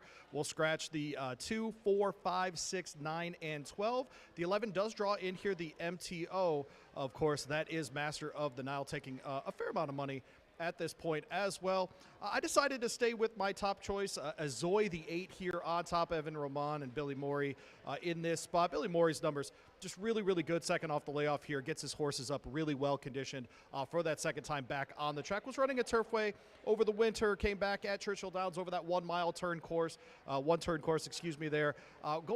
Trying to the turf today, but of course going to stay on the dirt. Does have that dirt experience. Usually horses that run decently at Turfway run well in the slop as well. So I'll say with Azoy on top there. Interested in first timer here, the 10. I'll have another one, obviously a son of I'll have another 4-year-old here trying a race for the first time ever. So racing halfway through his 4-year-old year here at Horseshoe Indianapolis. Doug O'Neill trains. Manny Esquivel will be on for the ride here. They have not been great together here at Horseshoe Indianapolis, but do like the idea of this first timer.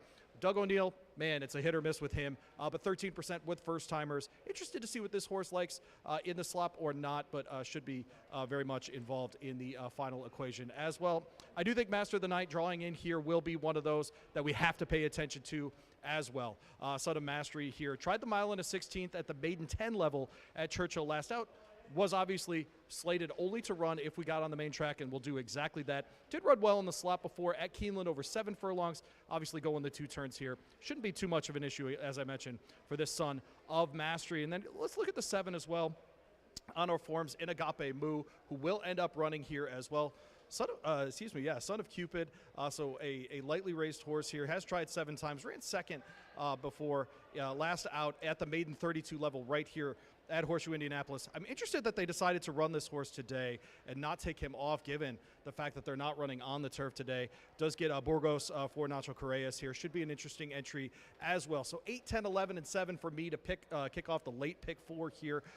We are back tomorrow right here in this spot at 11 o'clock if you want to hang out with us ahead of the first race with the Horse Racing Happy Hour. My co-host Mike Gandolfo will be up tomorrow.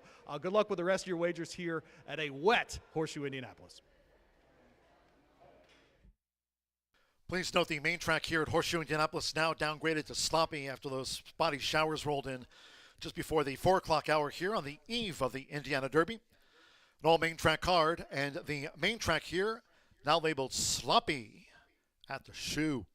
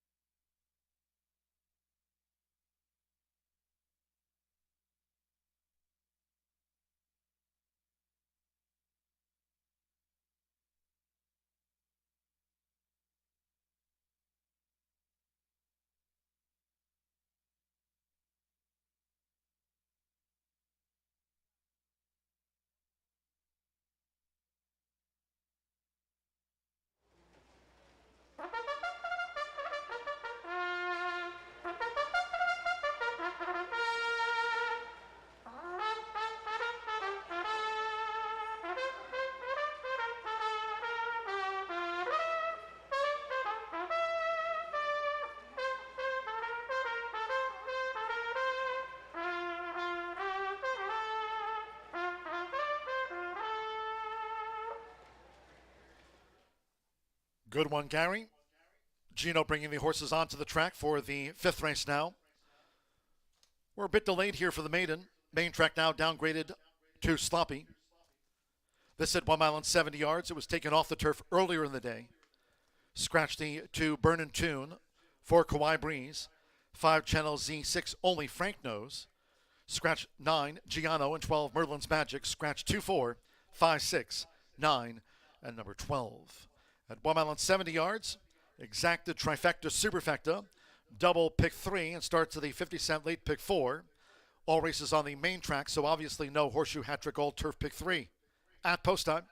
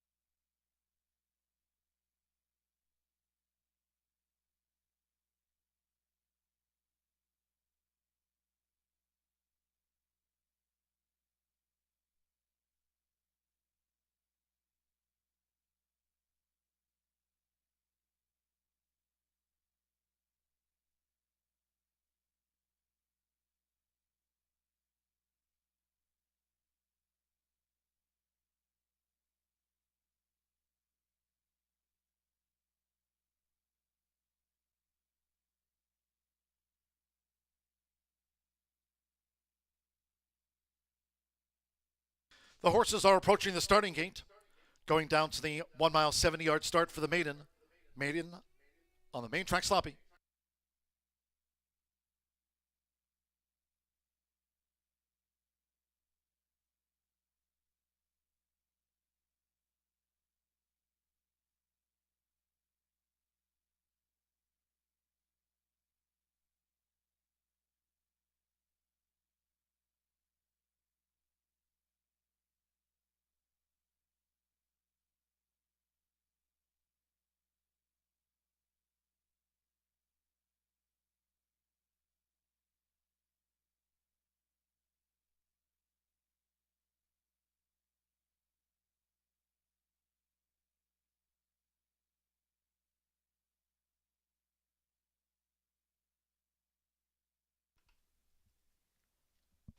The horses have reached the starting gate.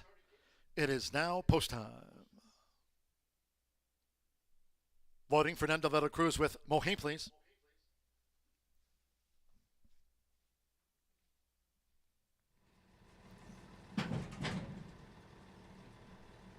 Now Joshua Morales, You're So Great Are, has joined Mohe, please. Alberto Burgos with Agape Moo.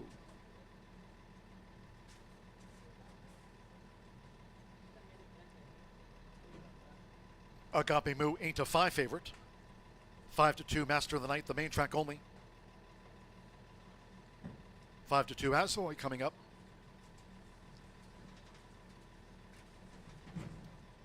Seven-time started Agape Moo has joined You're So Great Are and Mohe Please. Now Evan Roman with Azoy. Couple them back.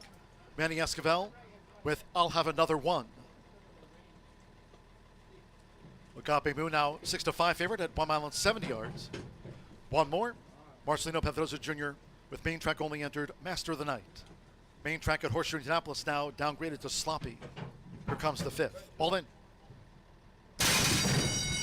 And they're off. You're So Great Are bobbled. Mohe Please broke sharp.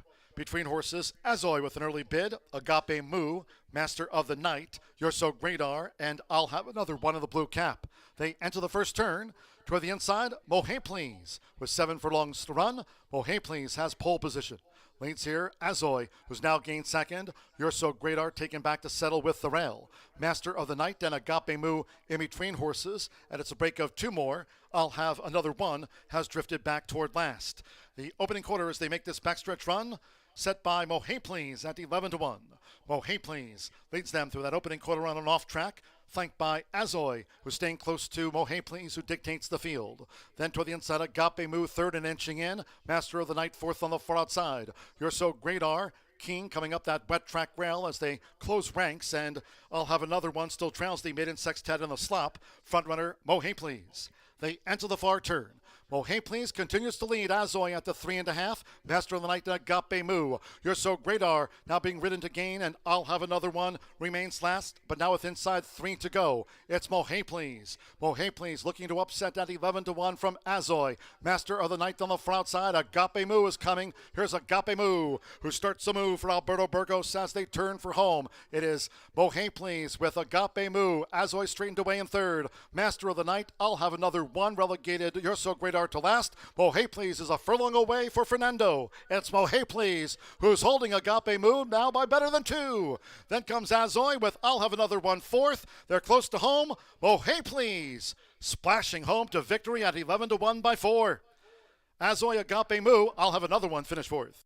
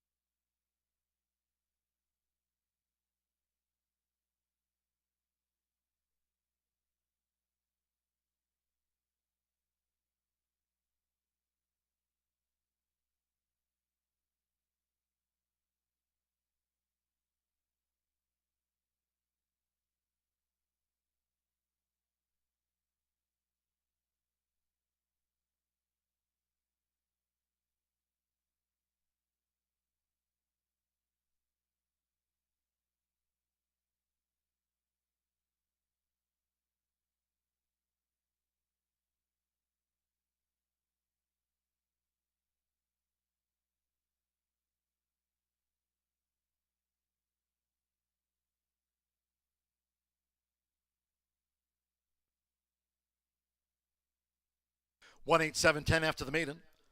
Number 1, Mohe Please at 11-1 first. Number 8, Azoy at 2-1, getting into the exacta. 7, Agape Moo at 7-5. Third home in the maiden, and 10, I'll Have Another One at 5-1 fourth. Fernando de la Cruz on the son of Mohamed. Twice started as a juvenile at Gulfstream Park. Mohe Please for Joe Davis and Melanie Larrabee at 11-1. Mohe Please out to the maiden ranks.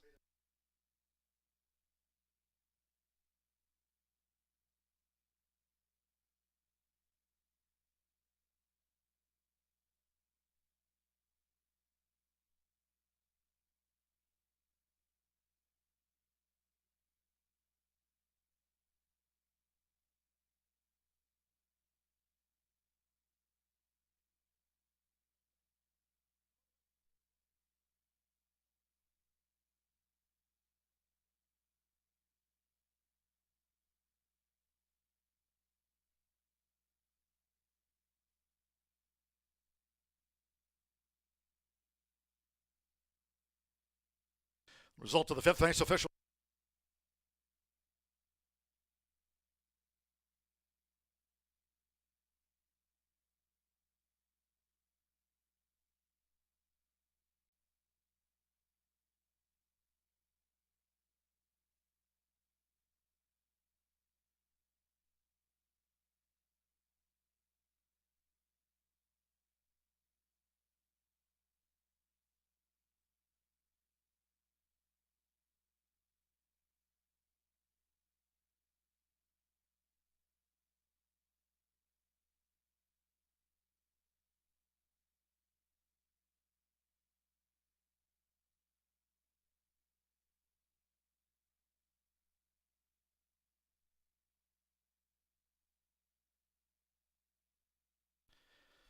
In the Murphy Trailer Sales Winner's Circle, here's the one, Mohe Please, with Fernanda de la Cruz.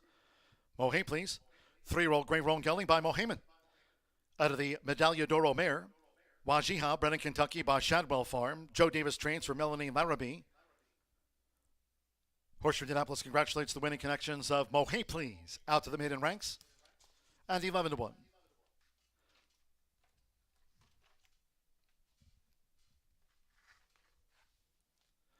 1-8 exacta paid $161.40 50-cent trifecta.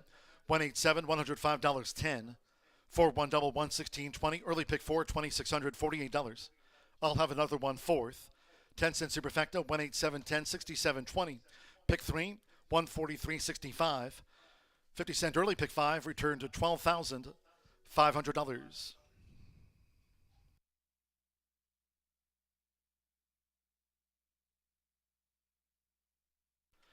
Running time 142.80 hand timed. That 50-cent early pick 5, $12,597.85 a 5. 142.80 hand timed for the maiden. Sloppy track, we go to the 6th. Maiden Juvenile Filly Sprint, scratch the 12 Protanica, scratch the 12. For Miss Candela, 2 over. The 6 Innisfree last 2 over. 7 Charming Talisman, a pound over, scratch the 12. Exacta Trifecta Superfecta. Here are the 10-cent Grand High 5 Pentafecta wagering featured on the Maiden Juvenile Filly Sprint. Starts another double in pick 3-2. Still to come, our featured handicaps, the Clarksville and the William Garrett handicap, named for Mr. Basketball here in the Hoosier State. William Garrett, featured handicaps, both to be run on the main track sloppy. Post time for the 6th race in 18 minutes at 4:54. Tomorrow it's Indiana Derby Day. Post time tomorrow at noon.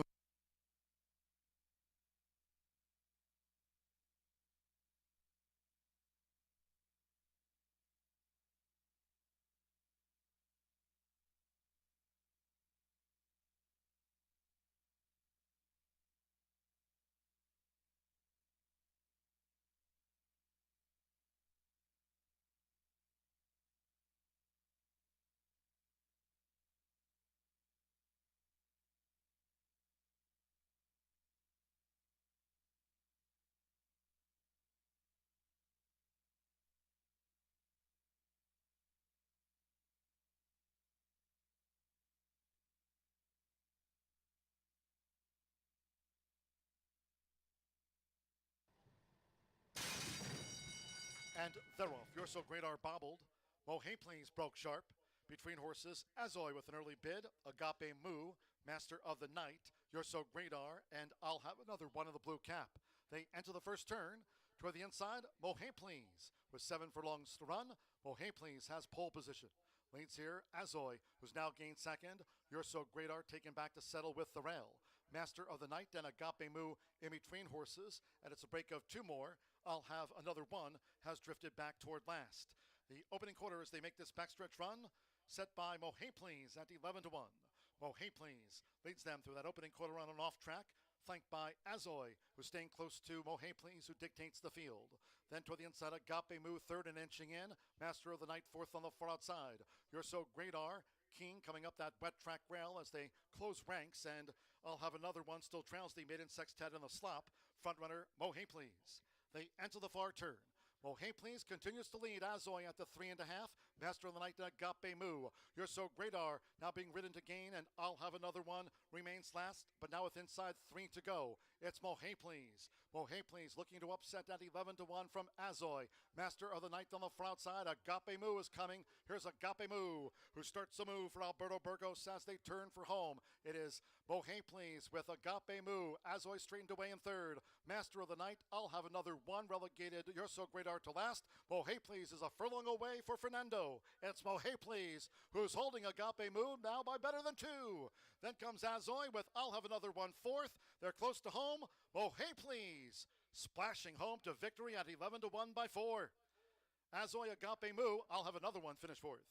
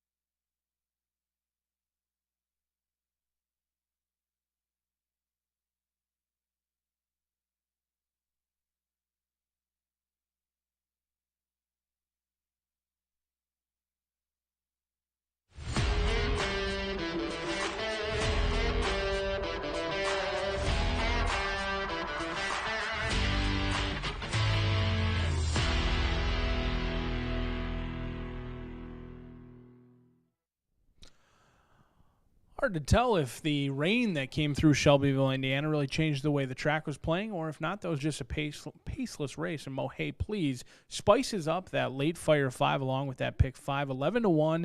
Many horses were bet down below 3-1 in that field, and that was one of the outliers in there. Hadn't been seen since Gulfstream in 2023. Comes back a winner today. The trainer change makes all the difference in there for race number 5. Now 9 minutes away from race number 6, and here only scratch numbers 12. Do note that the 13 does draw in. Molly's Legacy, who's a full sibling to Gonna Be, is going to be in this race, 12-1 on the board. But I like one of the horses in here with experience down on the inside. It's Royal Justice for Justice Farm, a homebred, on the board right now at a chilly 8-1 off that 4-1 morning line. Currently double the odds. Orlando Mojica going to be in the saddle as he was on June 11th. I typically favor horses with experience. When you get these 2-year-old races, you have options between the talent of what could be with some of the first-time starters and the horses with experience. More often than not, at least in my belief, horses with experience may have an upper edge, whether it's getting familiar with the gate, whether it's breaking from the gate, or even just being a little bit tighter and finishing up. Royal Justice did act up at the gate a little bit last time, so that's somewhat of a concern. Maybe a little bit skittish at the starting gate, did ultimately go in after being backed out. Could have used up some energy that day, rode the rail throughout, and I thought stayed on willingly. It was a 7-horse field, ran a good second, only beaten by less than a length behind Hot Middles. Went off at 9-1 that day. Second time out today, currently 8-1, but is a huge overlay on the board right now off that 4-1 morning line. And an overlay because off pitch is taking all of the action right now. The bettors are saying that this race strictly goes through Rudy Bursett's off pitch, 6-5 off of a 6-1 morning line. Alex Shard going to be in the saddle with this 2-year-old filly by Motown. The mare had one run at Gulfstream Park. She showed speed before backing up, and this is her first full. Now, you can watch the workouts. There was only one workout to watch, and I thought it was solid. It was a good workout. They got familiar with the inside. They were inside of the other runner, and they really ran evenly around the racetrack, but were well in hand throughout. Has been training consistently over at Keeneland. Rudy Brissett winning at about 10% with first-time starters, but the action in here commands respect all the way down to 6-5 off that 6-1 morning line. Certainly the bettors believe off pitch is live in this spot. We'll find out if it's true in 7 minutes. But the best value in the race could come from Charming Talisman. Yolola going to be calling the shots in here for Lily Gonzalez. A 2-year-old filly by Jimmy Creed certainly has win early pedigree, and that bullet workout on June 19th may tip their hand a little bit. And now I don't dive into final times or workout times. I'm more worried about how consistently they're working and the pattern. But I noted that this horse on May 8th had a good workout in the mud. So a filly that should be familiar with this kind of racetrack and showed speed at bullet workout best of 10 on June 19th. And 3 of the 4 siblings by tail have actually gone on to win over $140,000, 10-1 right now for the Lily Gonzalez trainee in here. A wide open betting race, a great race to start a pick 3 as we head into those handicaps. 6 minutes away from race number 6. Live music continues here at Horseshoe Indianapolis, and some handicap action coming at you next.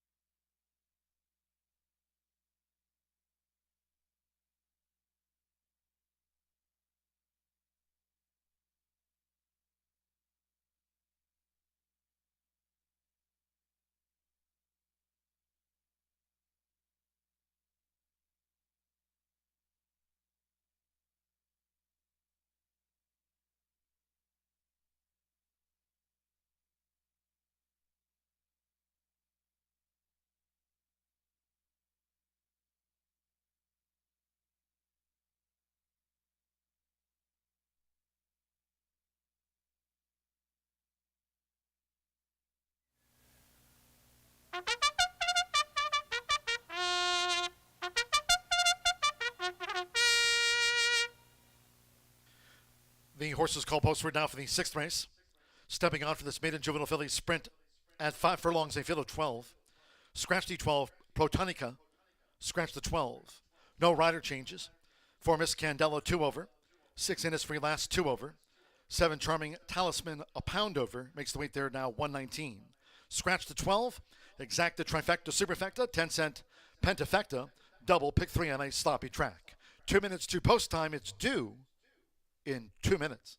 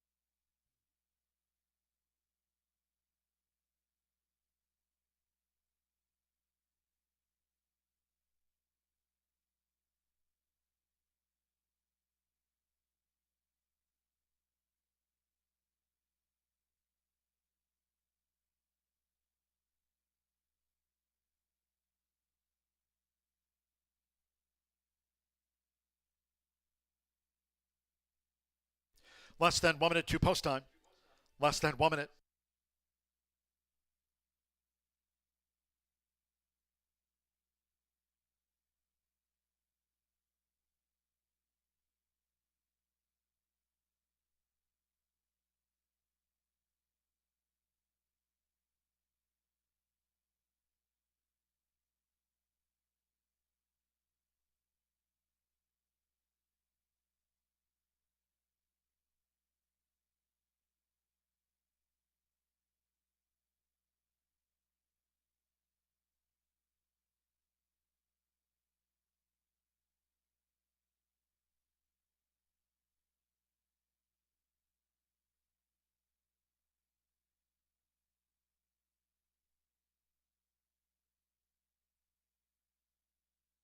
The horses are approaching the starting gate.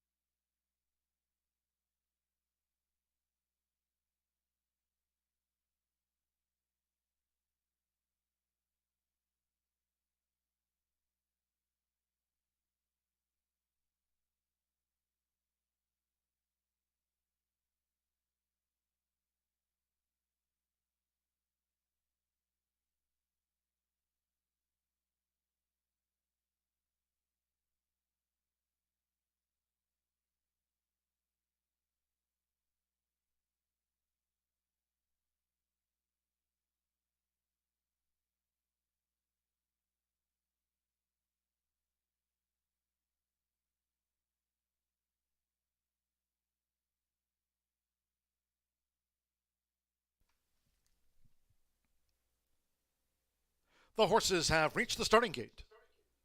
It is now post time. They're going in.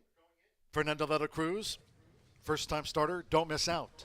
The first filly in. Andres Alo with Charming Talisman coming up. Joins Don't Miss Out. Eddie Perez, No Self-Control debuts.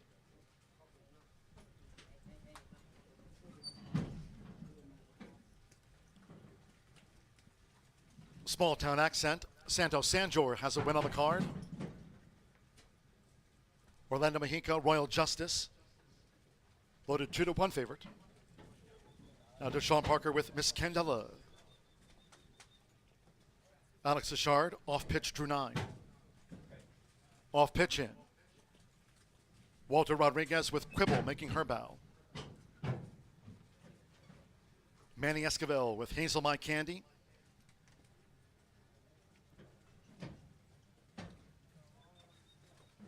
Hazel My Candy in the black substitute silk. So too My Strong Heart loading with Yarmari Correa. On the Friday scoreboard, My Strong Heart. Innisfree Lass, Alberto Burgos with the win on the card. So stand by, sloppy track. One more, Marcelino Pedroza Jr., Molly's Legacy, one of the 11 first-time starters. All in line, ready.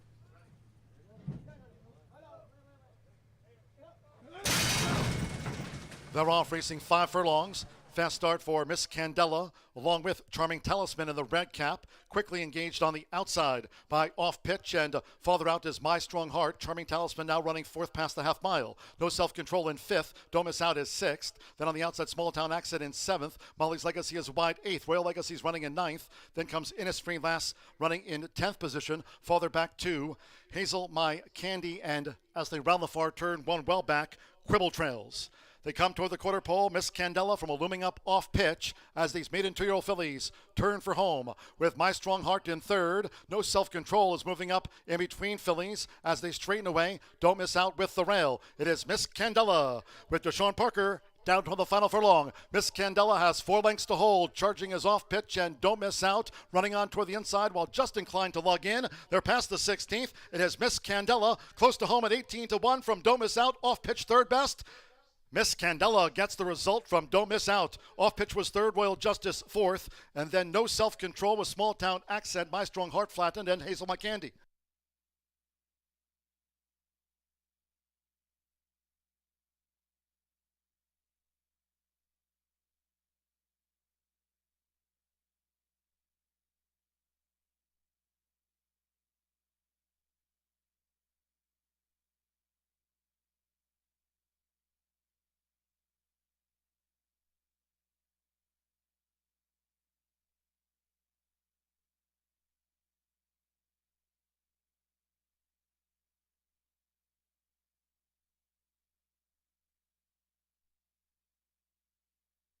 Four, 3, 9, 2, and then 5th for the Pentafecta, a photograph.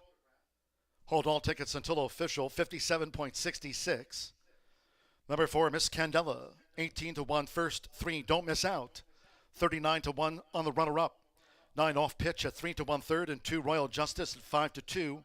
The favorite 4th home in the Maiden Juvenile Fillies Sprint, 1 No Self-Control, 46-1 for the Grand High 5.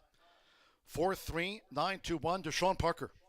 Here for Tony Duran, Rancho Monarca, Shagaff newcomer, Miss Candela, an 18-1 strike.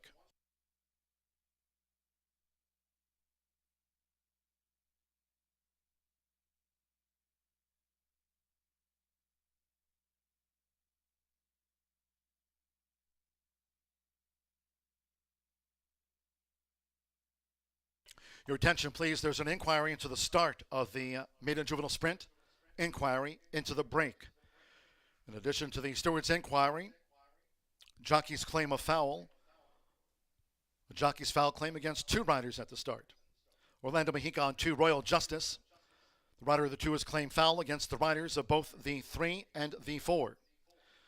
Once again, Orlando Mexico on 2, Royal Justice, alleging interference by the rider of the 4, Miss Candela, Deshaun Parker, and the rider of the 3, Don't Miss Out, Fernando de la Cruz, alleging interference at the 5 furlong start And that is the focal point of the Stewards' inquiry. It is unofficial.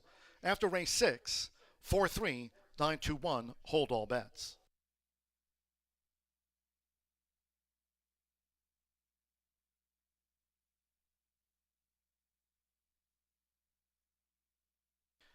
It's unofficial. She's part of an inquiry and an objection lodged on her. The 4, Miss Candela with Deshaun Parker. Miss Candela is a 2-year-old bay filly by Shagaff. Out of Miss Loretta Lynn by Mineshaft, bred in Indiana by Rancho Monarca LLC of Catherine and trainer Tony Duran. She's part of an inquiry and a rider's claim of foul lodged against Deshaun Parker on the 4, Miss Candela. Hold all.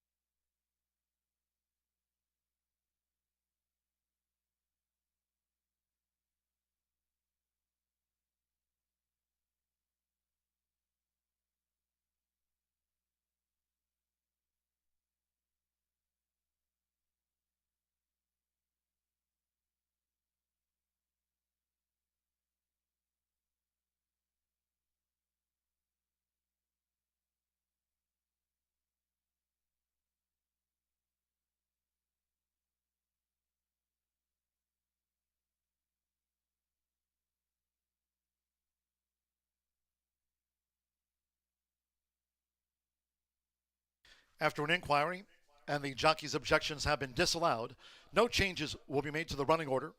After an inquiry and 2 objections lodged at the start, the objections have been disallowed.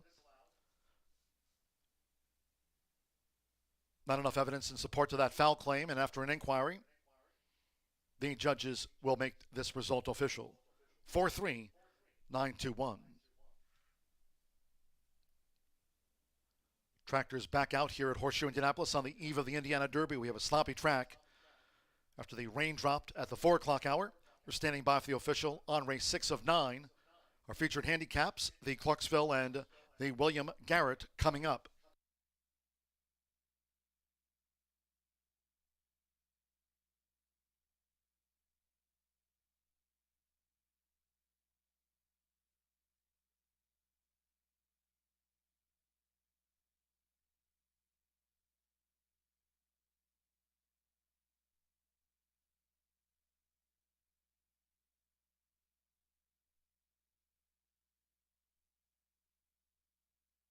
Result of the 6th race, official.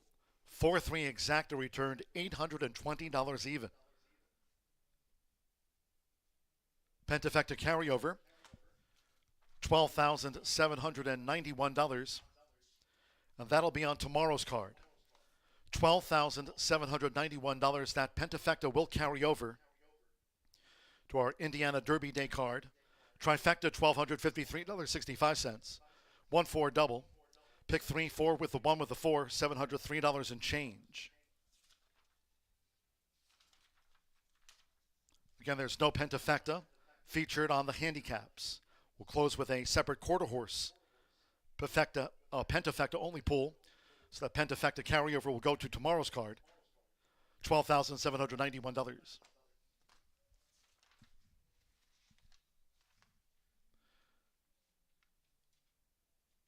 The 1-4 double, $495.20, and the 10-cent superfecta, $4,392, paid just under $2,000.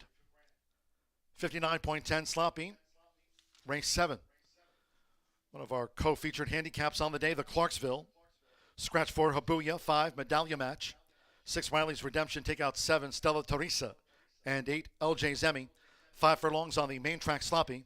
No place, no show, no trifecta, no superfecta, no pentafecta on the handicaps. Thus, we'll have that Grand High 5 carryover to the Thoroughbred card here tomorrow for Indiana Derby Day kicking off at noon. No place, no show, no trifecta, superfecta, pentafecta, win double pick 3. Post time in 18 minutes. The Clarksville at 5:27.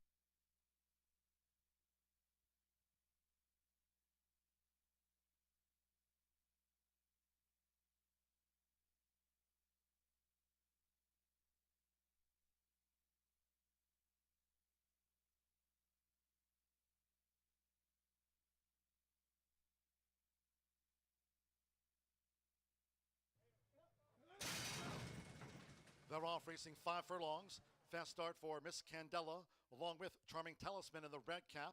Quickly engaged on the outside by off pitch, and farther out is My Strong Heart. Charming Talisman now running 4th past the half mile. No Self-Control in 5th. Don't Miss Out is 6th. Then on the outside, Small Town Accent in 7th. Molly's Legacy is wide 8th. Royal Legacy is running in 9th. Then comes Innisfree Lass running in 10th position. Farther back to Hazel, My Candy, and as they round the far turn, one well back, Quibble Trails. They come toward the quarter pole. Miss Candela from a looming up off pitch as these maiden 2-year-old fillies turn for home with My Strong Heart in 3rd. No Self-Control is moving up in between fillies as they straighten away. Don't Miss Out with the rail. It is Miss Candela with Deshaun Parker down to the final furlong. Miss Candela has 4 lengths to hold. Charging is off pitch and Don't Miss Out running on toward the inside while just inclined to lug in. They're past the 16th. It is Miss Candela close to home at 18-1 from Don't Miss Out. Off pitch 3rd best. Miss Candela gets the result from Don't Miss Out. Off pitch was 3rd, Royal Justice 4th, and then No Self-Control with Small Town Accent.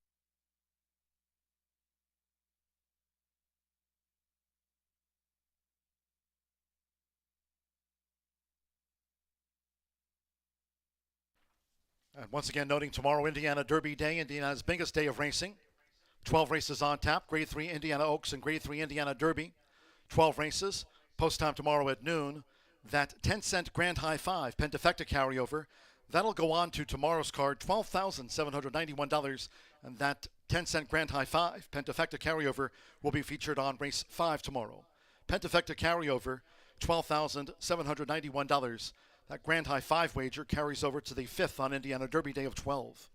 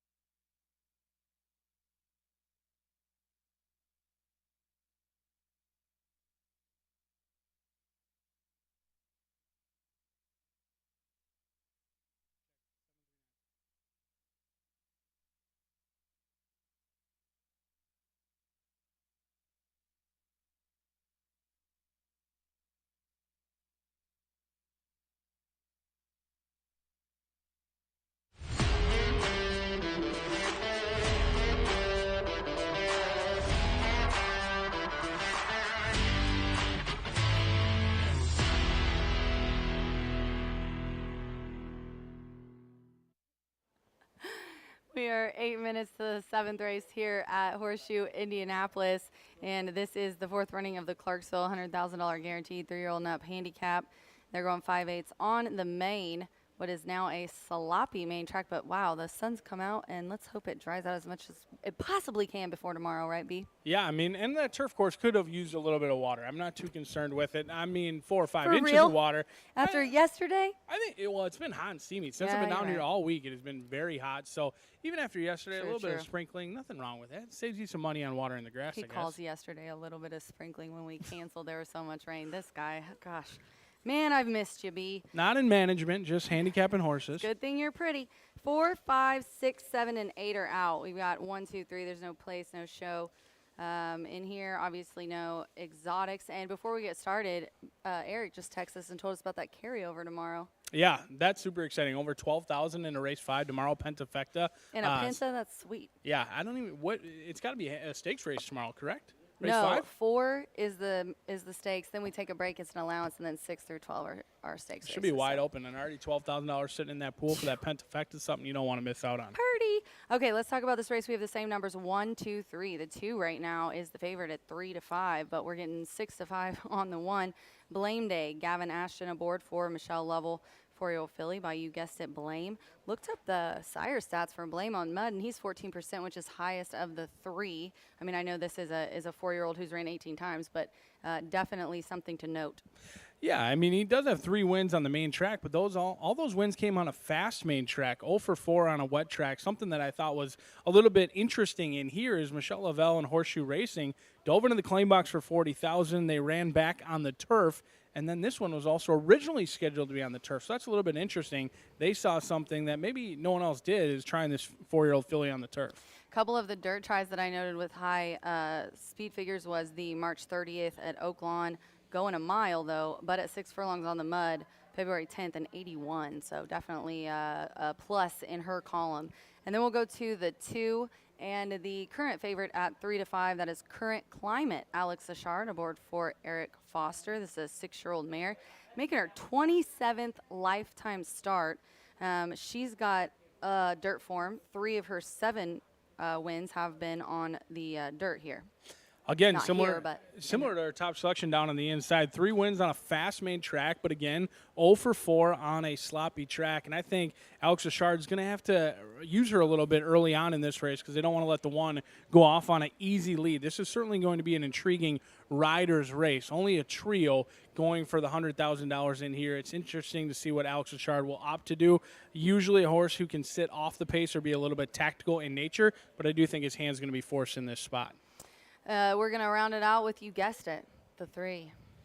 Foolish. David Cabrera is aboard for Kyle Karamari. This is a 4-year-old filly who's coming off a 3rd place finish, but so much turf. It's kind of all you can look at. This one hasn't ran well on dirt in the 1 start, but definitely has some speed. Yeah, and I think you can be forgiving of that lone dirt start. It was going a mile over at Santa Anita on an off-turf event, and anytime a horse does, throws in 1 clunker, you can draw a line through that race. Second time out could improve, and if that bullet workout on June 7th is any indication, Foolish has certainly learned to handle the dirt. Over at Keeneland, 46-4, best of 48. Foolish may be able to upset the apple cart in here. Yeah, and they're all feeling really good, feeling their oats, the 2 kind of prancing around there and excited to get out on the track. So you love to see it. Physically, they all look amazing. Even though it's a shorter field, we're going to see who takes the cake here. Blame Day is B&I's top selection in the 4th running of the Clarksville. Good luck.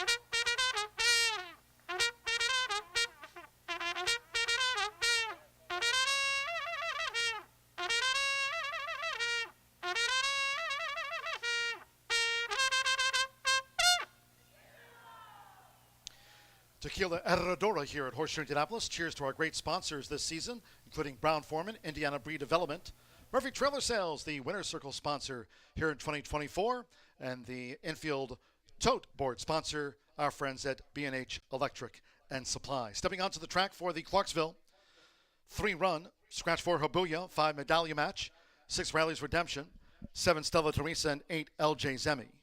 Track sloppy, Scratch 4, 5, 6, 7, and 8.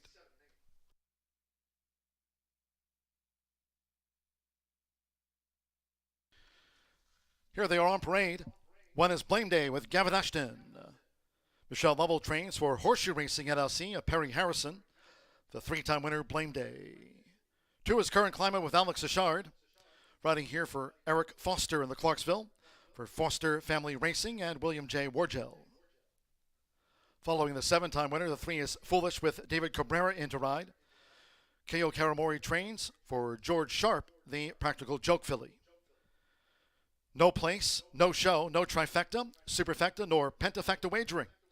And once again, that Grand High 5 carryover will be on race 5 here tomorrow. $12,791 a pentafecta carryover on the 5th of 12 on Indiana Derby Day.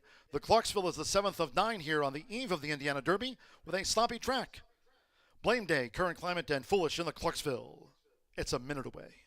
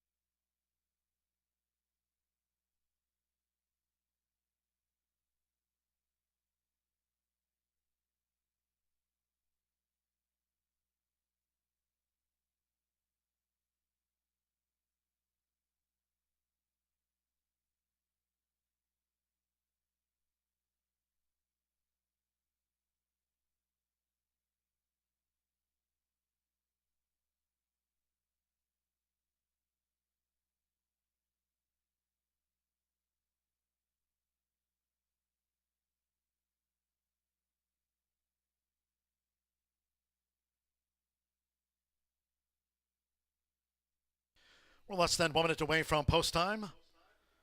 The first of our 2 features here on the eve of the Indiana Derby, the Clarksville, honors our team members at Winner's Circle Race and Sportsbook in Clarksville, Indiana. The horses are approaching the starting gate.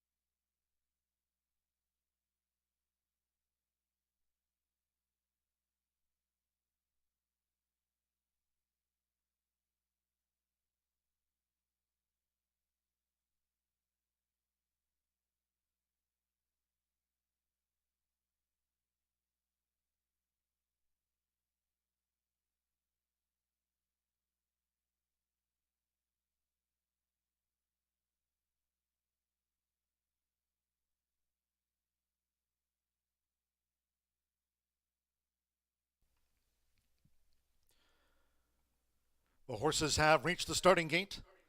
It is now post time for the Clarksville. Here's Blame Day. Gavin Ashton for Michelle Lovell. Blame Day's in. Current Climate, Alex Ashard for Eric Foster. 3 to 5 on Current Climate. Sloppy track. This over the 5 furlongs for the Clarksville, one more. Foolish, David Cabrera for Ko Karamori. They're in the gate. The Clarksville trio often sprinting. Blame Day with Current Climate and Foolish has dropped back to last through the first half furlong with Gavin Ashton. It's Blame Day who's emerged in front. Now here's Foolish who drives through for David Cabrera with a move. And Foolish is quick to engage Blame Day as they enter the far turn. With on the outside Current Climate who's last to the 3, sloppy track, and they have just over 3 furlongs to go. So David Cabrera with Foolish went to the front. Gavin Ashton and Blame Day is right there on the outside. And with Alex Ashard in the 3-path Current Climate as they come toward the quarter pole. Foolish, Blame Day, and Current Climate, the fillies and mare with 11 wins between them and over a quarter of a mile to go on the Clarksville. They straighten away. Blame Day between horses. Here's Current Climate who's charging with a blue shadow roll, and Foolish, after leading briefly, has dropped back to last of 3. There's 1 furlong to go on this sloppy track, and with Alex Ashard, the 6-year-old, Current Climate is asserting from Blame Day. Foolish will be third home to Current Climate in the Clarksville. Blame Day was the runner-up, and Foolish was last home.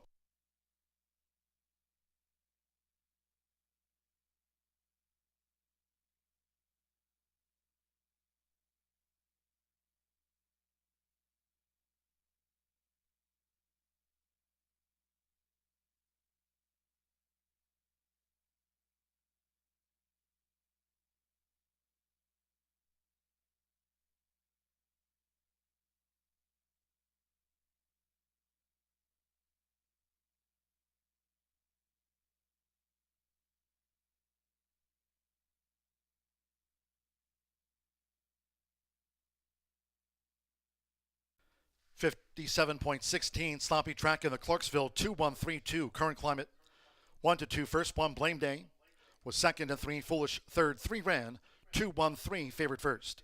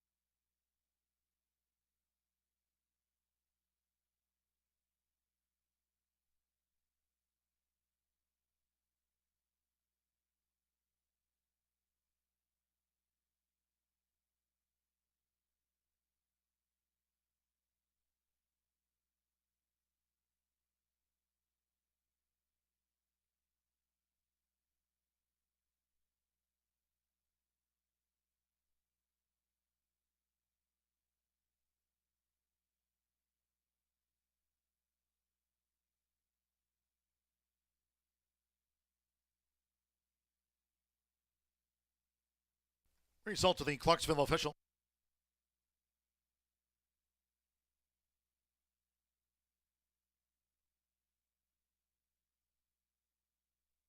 Returning to the Murphy Trailer Sales Winner's Circle, the 2 Current Climate with Alex Ashard.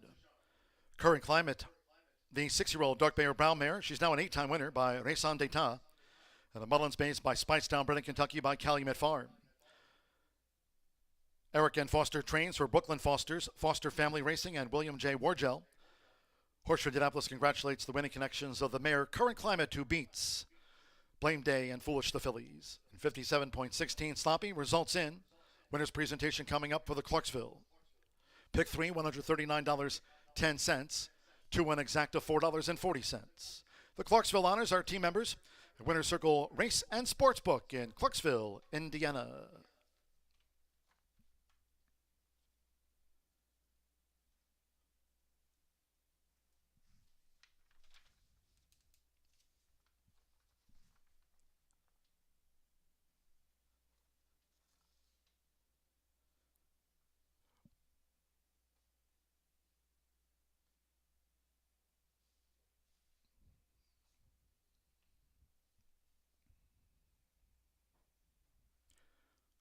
Joining us today from Clarksville, our General Manager Brenda Coomer, Jessica McDowell, Grant Gable, Summer McDowell, and Mike Johnson.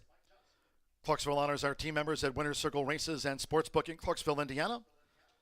And along with part of the winners presentation, Horseshoe Indianapolis Vice President and General Manager Racing Eric Hallstrom, Director of Racing Secretary Chris Polson, and Assistant Racing Secretary Chris Kamak. The winners presentation to the connections of Current Climate takes out the Clarksville. In the 8th race, the William Garrett Handicap, named for Mr. Basketball here in the Hoosier State. William Garrett Handicap coming up. Scratch the 1, K.O. Tari. 2, Mustache. 6, Foxtrot Anna, and the 8, No Balls. No balls in the William Garrett for Mr. Basketball. No pentafecta for that matter. Exacta trifecta, double.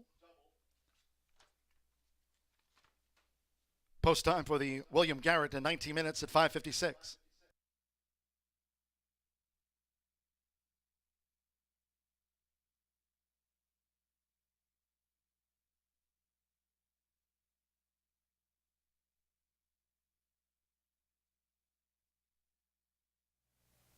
The Clarksville goes to Foster family, Eric Foster here, Current Climate, and Alex Ashard. It was a shorter field, but it was a little bit of a question mark, I think, for everybody with the off track. So tell us what the game plan was going into this race. You know, really was looking forward to getting on the turf, and once it was on the dirt, I was hoping for a fast track. You know, we had a fast track. We almost had one, didn't we? We had a good track all day, and we were sitting there at the barn, and here come this big rain, and I was like, oh, no, I hope it. Then I'm just hoping that the track is tight, and looks like he got it back tight, so that's great. Yeah, and then we were talking about, you said she doesn't like the spray, so I bet you were glad that she kind of settled around outside as far as she could from it. You know, I was hoping she would break on top, and then when she the one horse out broke her, but she got enough on a 3 and forced him up the inside, and if you'll watch the race, she kind of holding her head up a little bit the first part of it. She doesn't like the kickback, and it took her a minute to get her head down and running, and when she engaged them, I was pretty confident turning for home. Well, congratulations on the win. I appreciate you. Thank you. All right, guys, Clarksville goes to our really nice Current Climate that we're going to place as the winner, and we are going to have more handicap action coming up next here at Horseshoe Indianapolis. Stick around.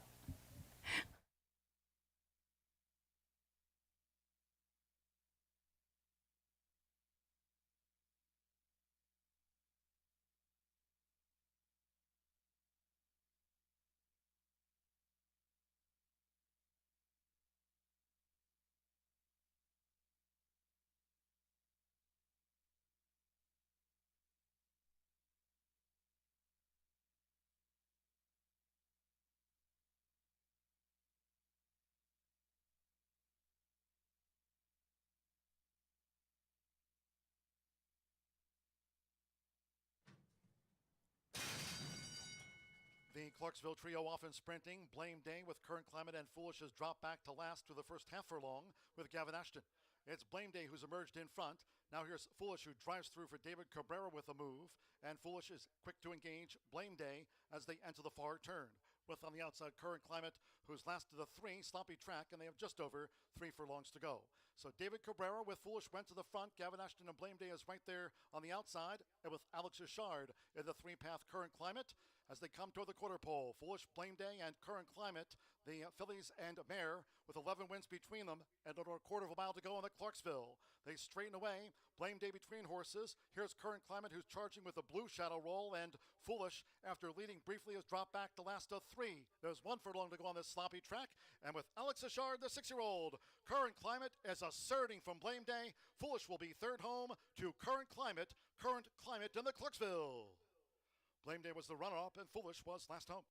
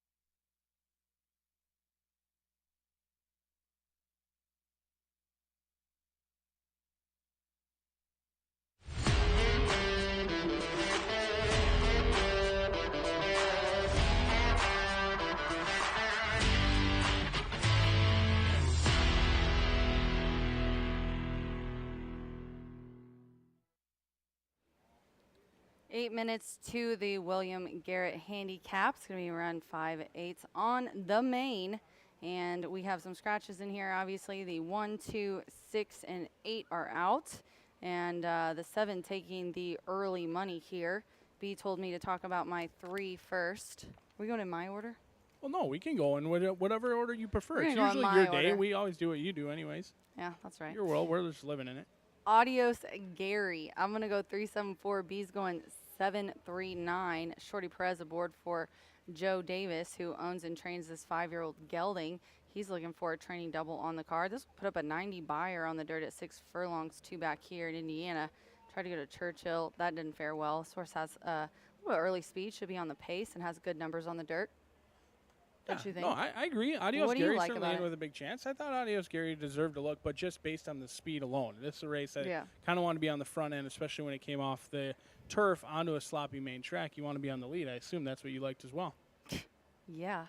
Then we'll go to the 7. This is your top selection here. 7, the 4 to 5 favorite, Coppola.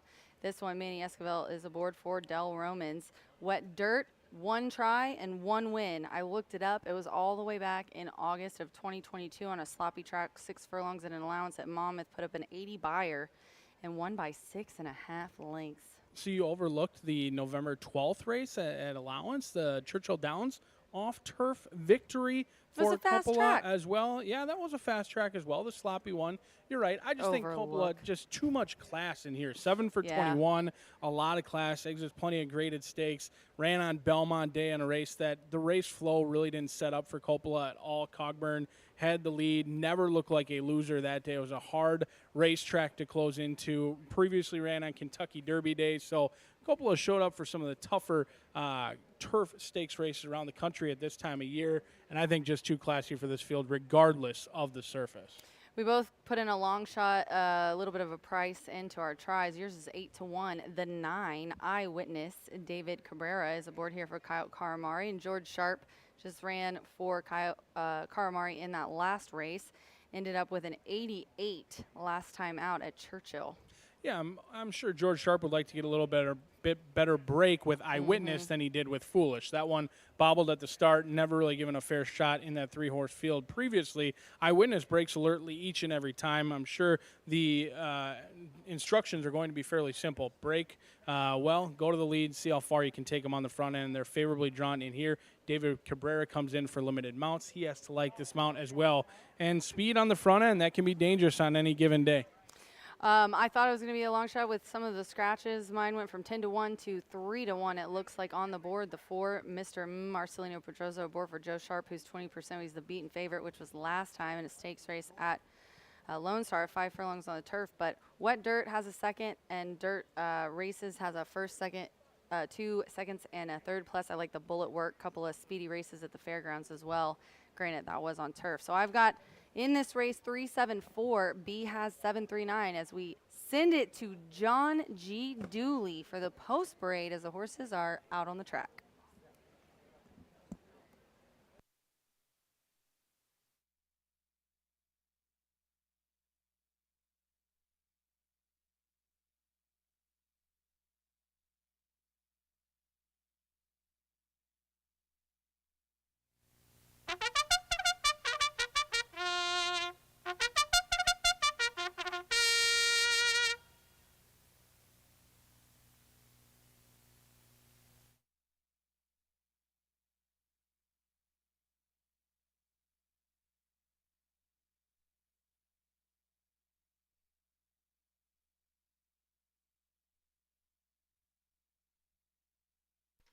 The horses stepping onto the track now for the 8th race, the William Garrett handicap here at Horseshoe Indianapolis. Handicap named Mr. Basketball here, the graduate of Shelbyville High School. The legend there, scratch 1, Carotari, 2, Mustache, 5, Foxtrot Anna, and 8, No Balls. Here's the field on parade. 3, Adios Gary, Eddie Perez rides for Joe Davis, trains and owns. Number 4, Mr. With Marcelino Pedrosa Jr., trained by Joe Sharp for Barron Racing Stables. Number 5 is Charcoal with Fernando de la Cruz, conditioned by Tracy Wisner, the 7-time winner. is owned by Ron Dowdy. The 7 is Cobalum with Manny Esquivel riding for Dal Romans, trains for Hammer Time Stable and Sport of Kings Racing Partners. And 9, Eyewitness with David Cabrera, here to ride for K.O. Karamori and George Sharp. The field for the William Garrett Handicap, Exacta Trifecta. This starts the late double on a sloppy track. The William Garrett Stakes, named in honor of Shelbyville legend William Garrett, who led the Shelbyville High School Golden Bears to its first state championship back in 1947, and then became the first African-American to play in the Big Ten at Indiana University. After being drafted by the Celtics, Garrett was drafted into the U.S. Army and did not play in the NBA. Following his military service to our country, he played for the Harlem Globetrotters before serving as a coach, educator, and athletic director in the Indianapolis area. He was inducted into the Indiana Basketball Hall of Fame in 1974. Members of Garrett's family are here today at Horseshoe Indianapolis to celebrate the memory of William Garrett and to present the trophy for the 4th running of the William Garrett Stakes today. It's 2 minutes away.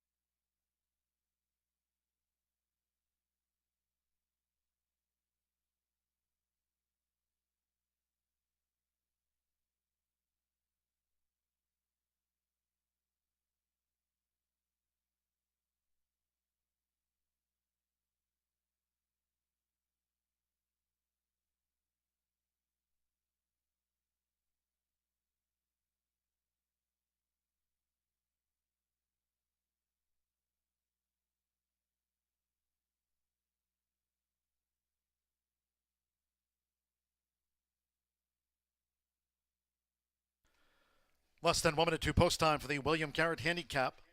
Sloppy track, less than 1 minute.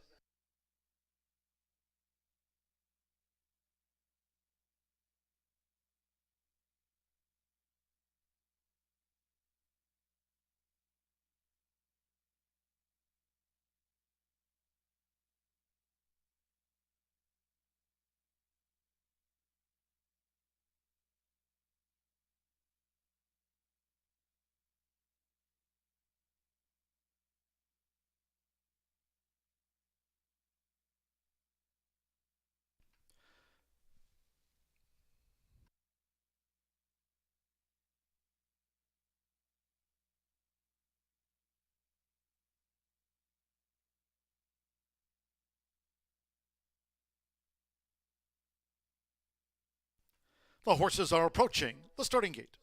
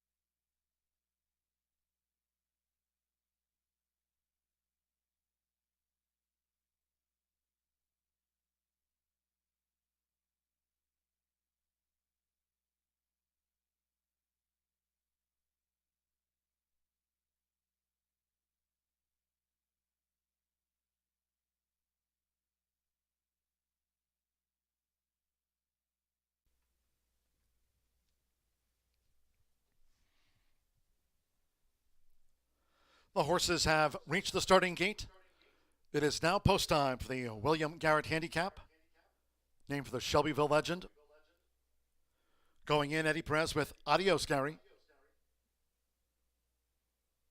Now Marcelino Pedrosa Jr. with Mr. Has joined Adios, Gary. Fernando de la Cruz, the gray is Charcoal. Now Manny Esquivel with Coppola coming up. Fourth in the Grade 1, Jiper. Here's Coppola. Sloppy track. Coppola's in. One more, David Cabrera with Eyewitness. This field with 28 wins between them. The Clarksville win in 57.16. Sloppy all in. They're off in the William Garrett Handicap of 2024. Adios, Gary in the red cap. Coppola is right there, and in between horses, Mr. Looking to mix it up. The gray is Charcoal, and Eyewitness has dropped back to last past the half mile. With the rail for Eddie Perez, Adios, Gary has taken the lead at the 3.5 from Coppola in the black cap, with Mr. Running in third, and then comes the gray Charcoal, and Eyewitness remains last of the quintet. They round the far turn, Coppola ranging up down on the outside for Manny Esquivel, and here's Coppola with his bid as they turn for home from nearest the inside, Adios, Gary, who tries to respond to Coppola's move, with Mr. Straightening away in third, Charcoal, and toward the inside, Eyewitness. They come down toward the final furlong. It is Coppola who sets flight for the final furlong here at Horseshoe Indianapolis, and Coppola has kicked away to a 4-length lead from Mr. with toward the inside, Adios, Gary, and then Eyewitness, and Charcoal is last of 5 to Coppola, and Coppola cruises in the William Garrett by 6. Mr. Was the runner-up to Coppola. Adios, Gary, Eyewitness, Charcoal last of the 5.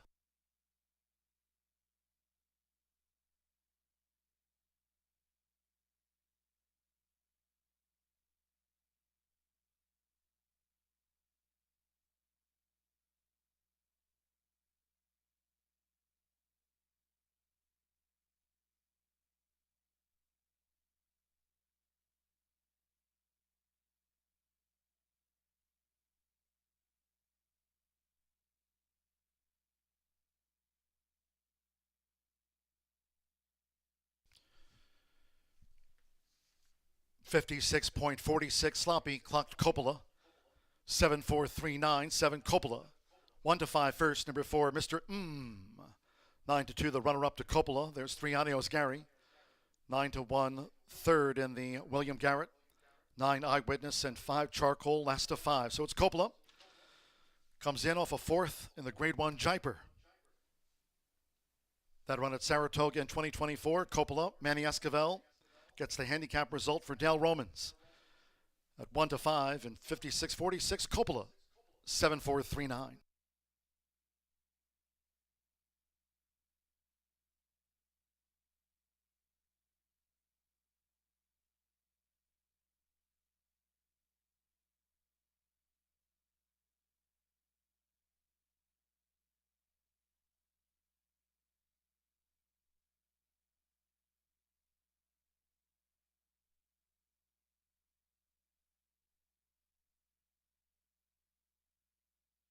The result of the William Garrett Handicap official.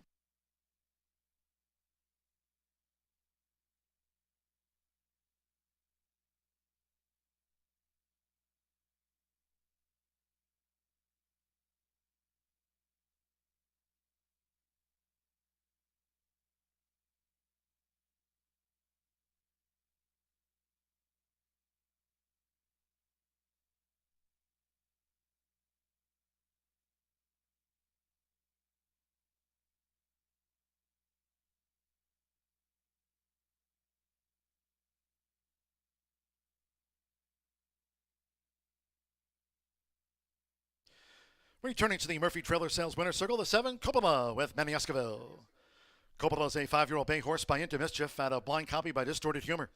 Now an 8-time winner, bred in Kentucky by Fifth Avenue Bloodstock. Dale Romans, here in town, trains Coppola for Hammer Time Stable and Sportive Kings Racing Partners. Horseshoe Indianapolis congratulates the winning connections of Coppola, takes out the William Garrett Handicap of 2024.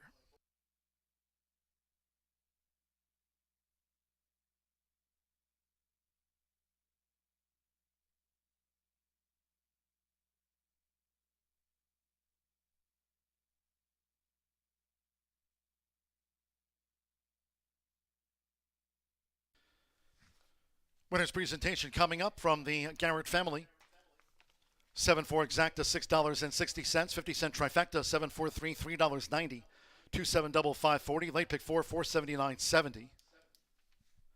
The 50-cent late pick 5, $1,730.55 on 5 of 5. Pick 3, $28.45. There was no superfecta nor pentafecta. 56.46 on the sloppy track.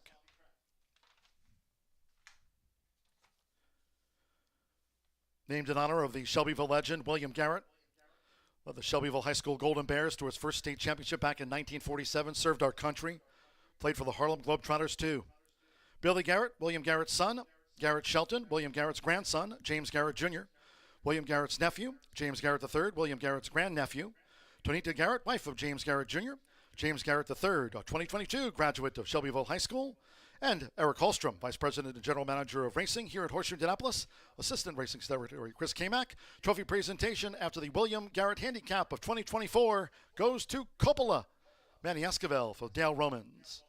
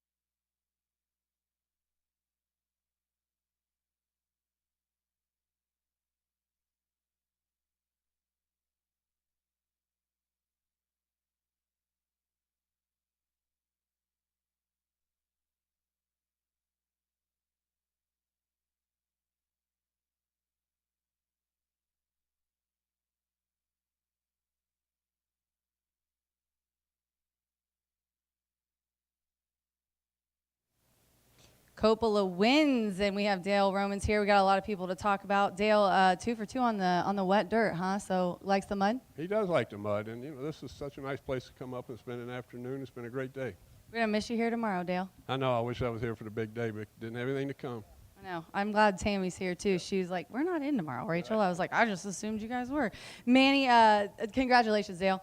Manny, tell us about the ride. What did he think about the? It didn't seem like it bothered him at all, and I mean, it's obvious because he's won before on the slop.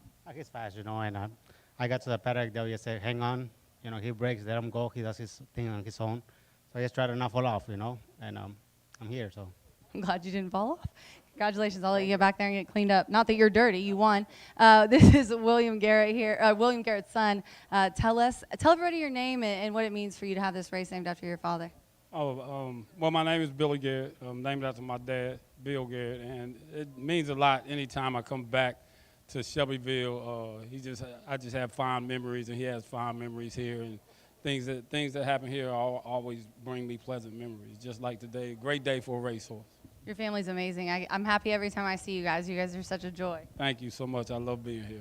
Congratulations. All right, let's talk. Dale said, I got to talk to you, Michael Karras. Tell us about this guy's classy. I mean, it looked like it was his to lose. Yeah, I mean, this horse, he runs hard every time. We love him. Dale Romans has done an amazing job. Tammy's on him every day. And this is just a great experience to be out here at the Horseshoe, and we look forward to coming back next year. Dale and Tammy, the dream team, right? Right on. SOK Racing, SOKRacing.com. Congratulations on the win. Thank you. William Garrett goes to Coppola here, and we do have one more quarter horse event, so stick around.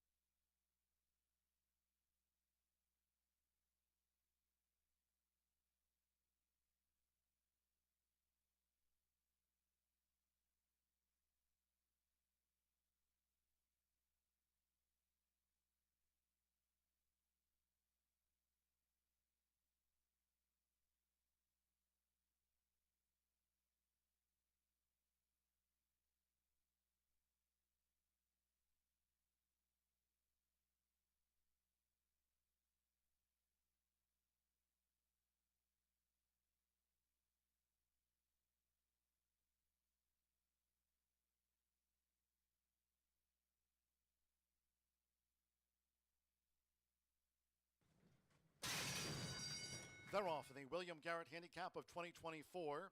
Adios Gary in the red cap. Coppola is right there, and in between horses, Mr. Looking to mix it up. The gray is Charcoal, and Eyewitness has dropped back to last past the half mile. With the rail for Eddie Perez, Adios Gary has taken the lead at the 3.5 from Coppola in the black cap, with Mr. Running in third, and then comes the gray Charcoal, and Eyewitness remains last of the quintet. They round the far turn, Coppola ranging up down the outside for Manny Esquivel, and here's Coppola with his bid as they turn for home from nearest the inside, Adios Gary, who tries to respond to Coppola's move. With Mr.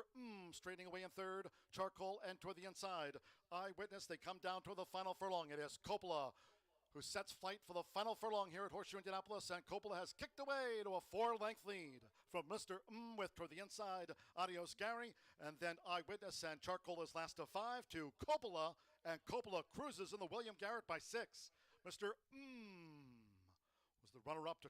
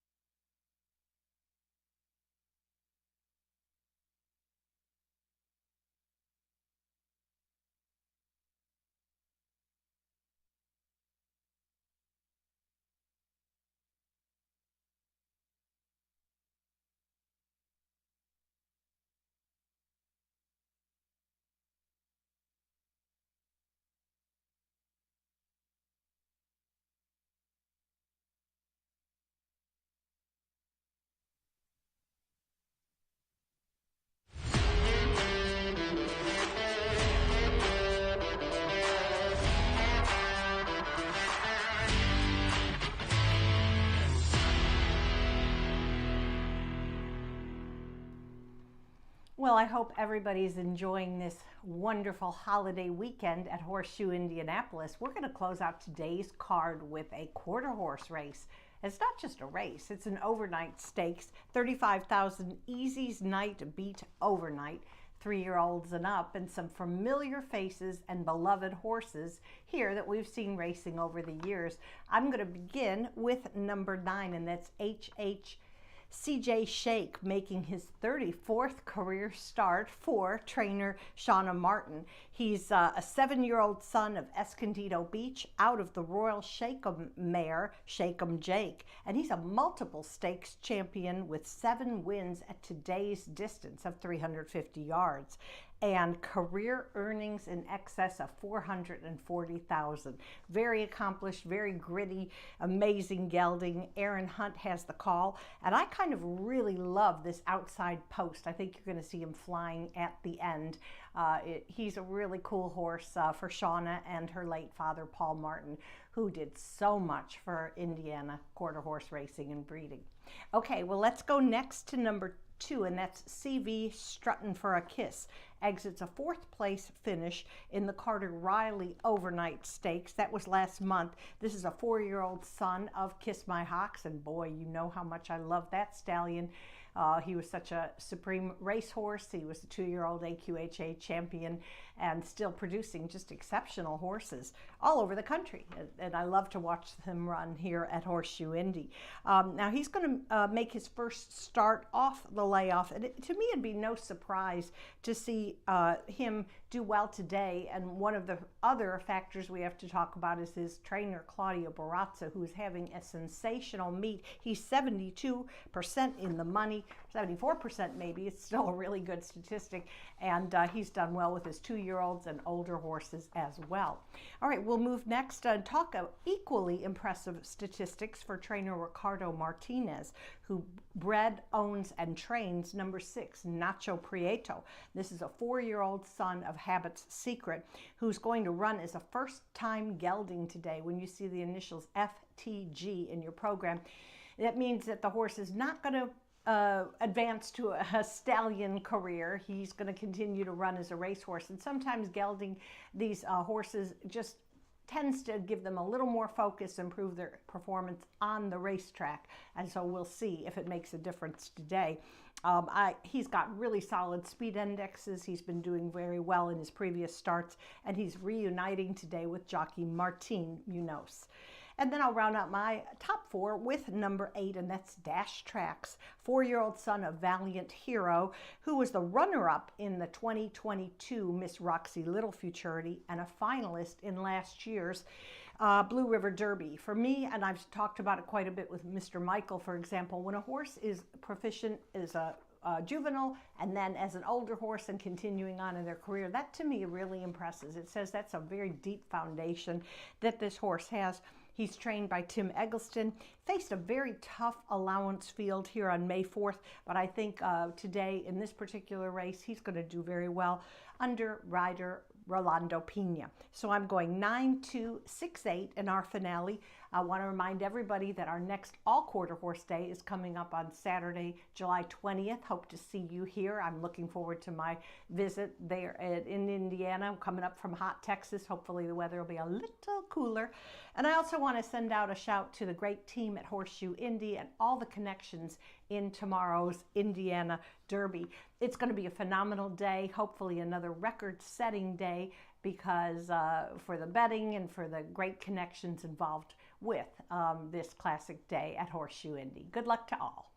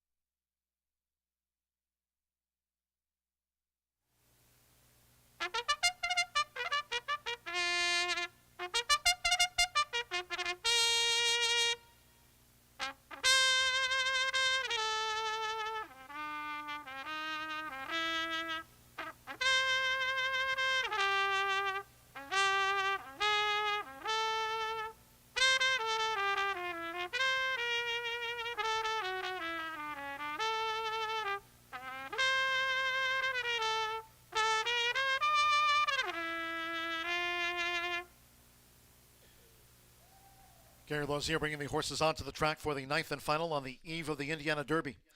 We'll close the card with the Easy's Night Beat Stakes. This over the 350 yards, sloppy, no wind, and all 9 run. Here they are. The one is piloted by an angel. Francisco Quintero rides for Tony Cunningham and owner Salvador Villalobos. Number 2, CF Strutting for a Kiss with Edgar Diaz. Teaming again this season with Claudio Barraza for Campos Family Ventures. Number 3 is El Fulano with Diego Bocanegra, trained by Felix Barraza for CTS Stables LLC. Number 4, Winter Spirit, Danny Martinez, the call from Tim Eggleston, owned by Philip R. Harrison. Number 5, Where's Wilson with Giovanni Vasquez Gomez. Jesse Vasquez trains for Diane Bennett's Bennett Racing Stable. Number 6, Nacho Prieto with Martin Munoz up for Ricardo Martinez. Number 7, Hooked on Jordan with Isidro Banuelos. Roy Smith trains for Jorge Ovale Sanchez. Number 8 is Dash Tracks with Rolanda Pina. Another in here for Tim Eggleston. This for Steve Mullins. And 9, HHCJ Shake. Aaron Hunt returns for Shauna Martin. Postword for Larry Carter, John Myers, Gary Brandon Bell, and Rusty Hawkins. All 9 run. Reported overweights, 1 piloted by an angel plus a pound. 3 Fulano, a pound over. 4 Winter Spirit plus 3. 5 Where's Wilson, 3 over.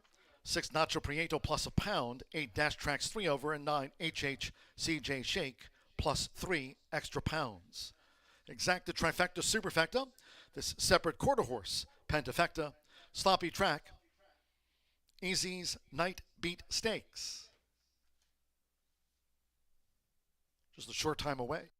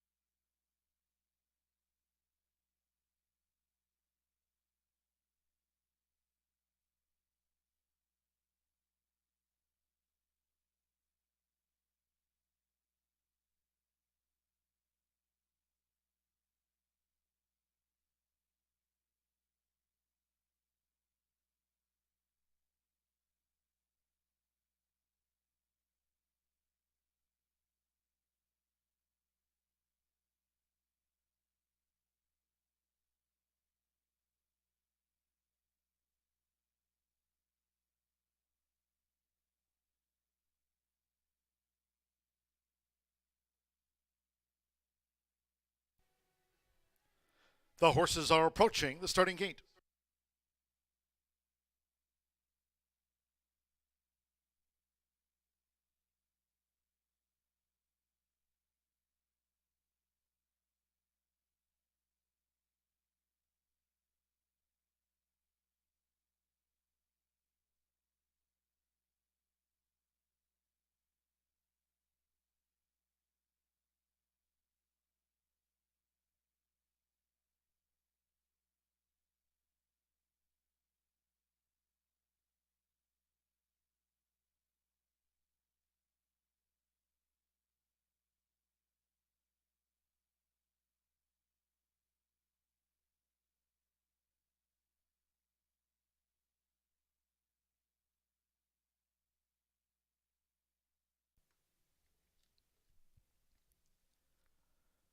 The horses have reached the starting gate. It is now post time for the Easy's Night Beat Stakes. CV Strutton for a Kiss uses the flipping holder. El Fulano. 4 to 5 final favorite. CV Strutton for a Kiss with El Fulano joining. Where's Wilson? Dash Tracks. Piloted by an Angel coming up with Nacho Prieto. Nacho Prieto went in well.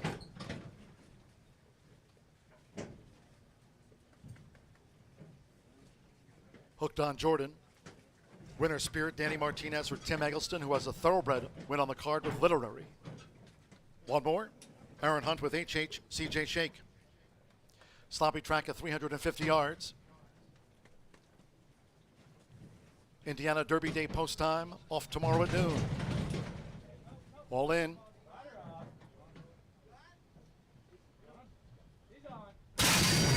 Off in the Easy's Night Beat Stakes. Fast start for El Fulano with CV strutting for a kiss toward the inside, piloted by an Angel splashing 220. And here comes a charge on the outside by Nacho Prieto with Hooked on Jordan, HHCJ shaking dash tracks. It is CV strutting for a kiss. El Fulano surging and piloted by an Angel. CV strutting for a kiss has won it from piloted by an Angel, El Fulano, Nacho Prieto, Hooked on Jordan dash tracks, HHCJ shake, and then Winner Spirit, and finally, Where's Wilson?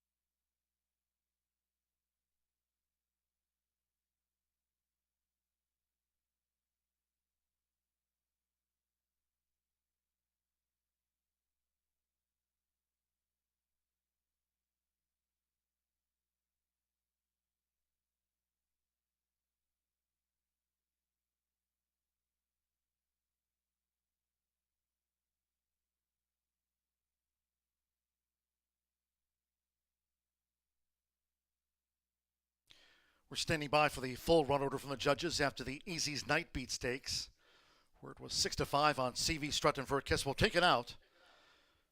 Another winner here for Edgar Diaz, teaming with Claudio Barraza for Campos Family Ventures. They're having a nice 2024 here, and CV Strutting for a Kiss takes out the overnight stakes. Number 1, piloted by an Angel, was second to the final favorite. 3 Fulano, 19 to 1/3. 6 Nacho Prieto, 20 to 1/4, and 7 Hooked on Jordan gets into the quarter horse grand high 5. It's 2, 1, 3, 6, 7 after the running of race 9, the Easy's Night Beat Stakes.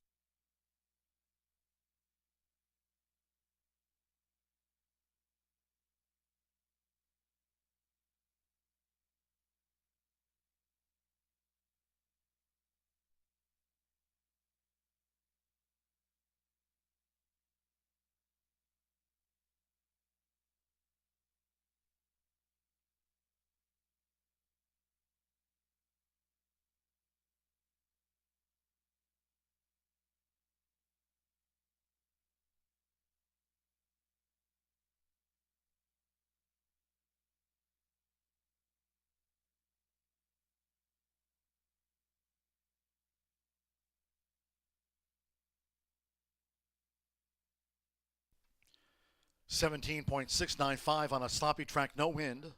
The result of the Easy's Night Beat Stakes official.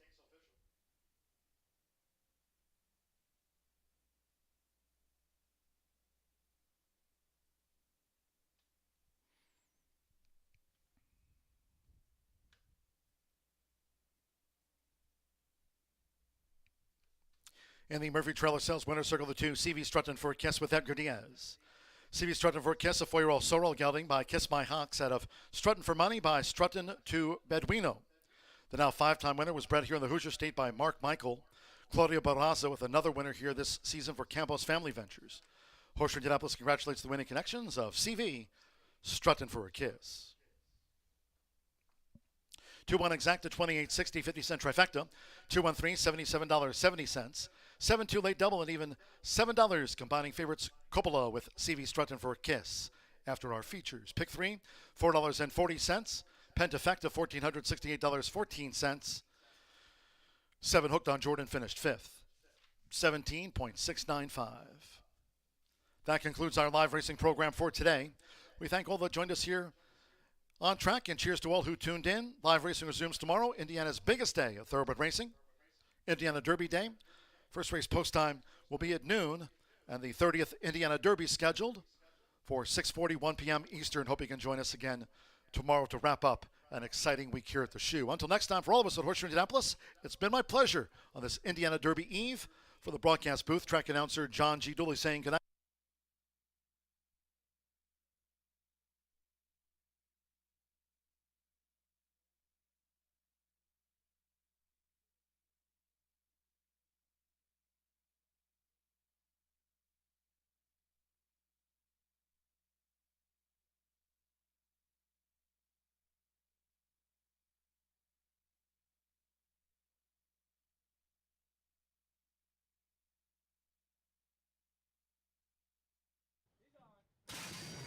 Off in the Easy's Night Beat Stakes. Fast start for El Fulano with CV Strutting for a Kiss toward the inside, piloted by an Angel splashing 220. And here comes a charge on the outside by Nacho Prieto with Hooked on Jordan, HHCJ shaking dash tracks. It is CV Strutting for a Kiss. El Fulano surging and piloted by an Angel. CV Strutting for a Kiss has won it from piloted by an Angel.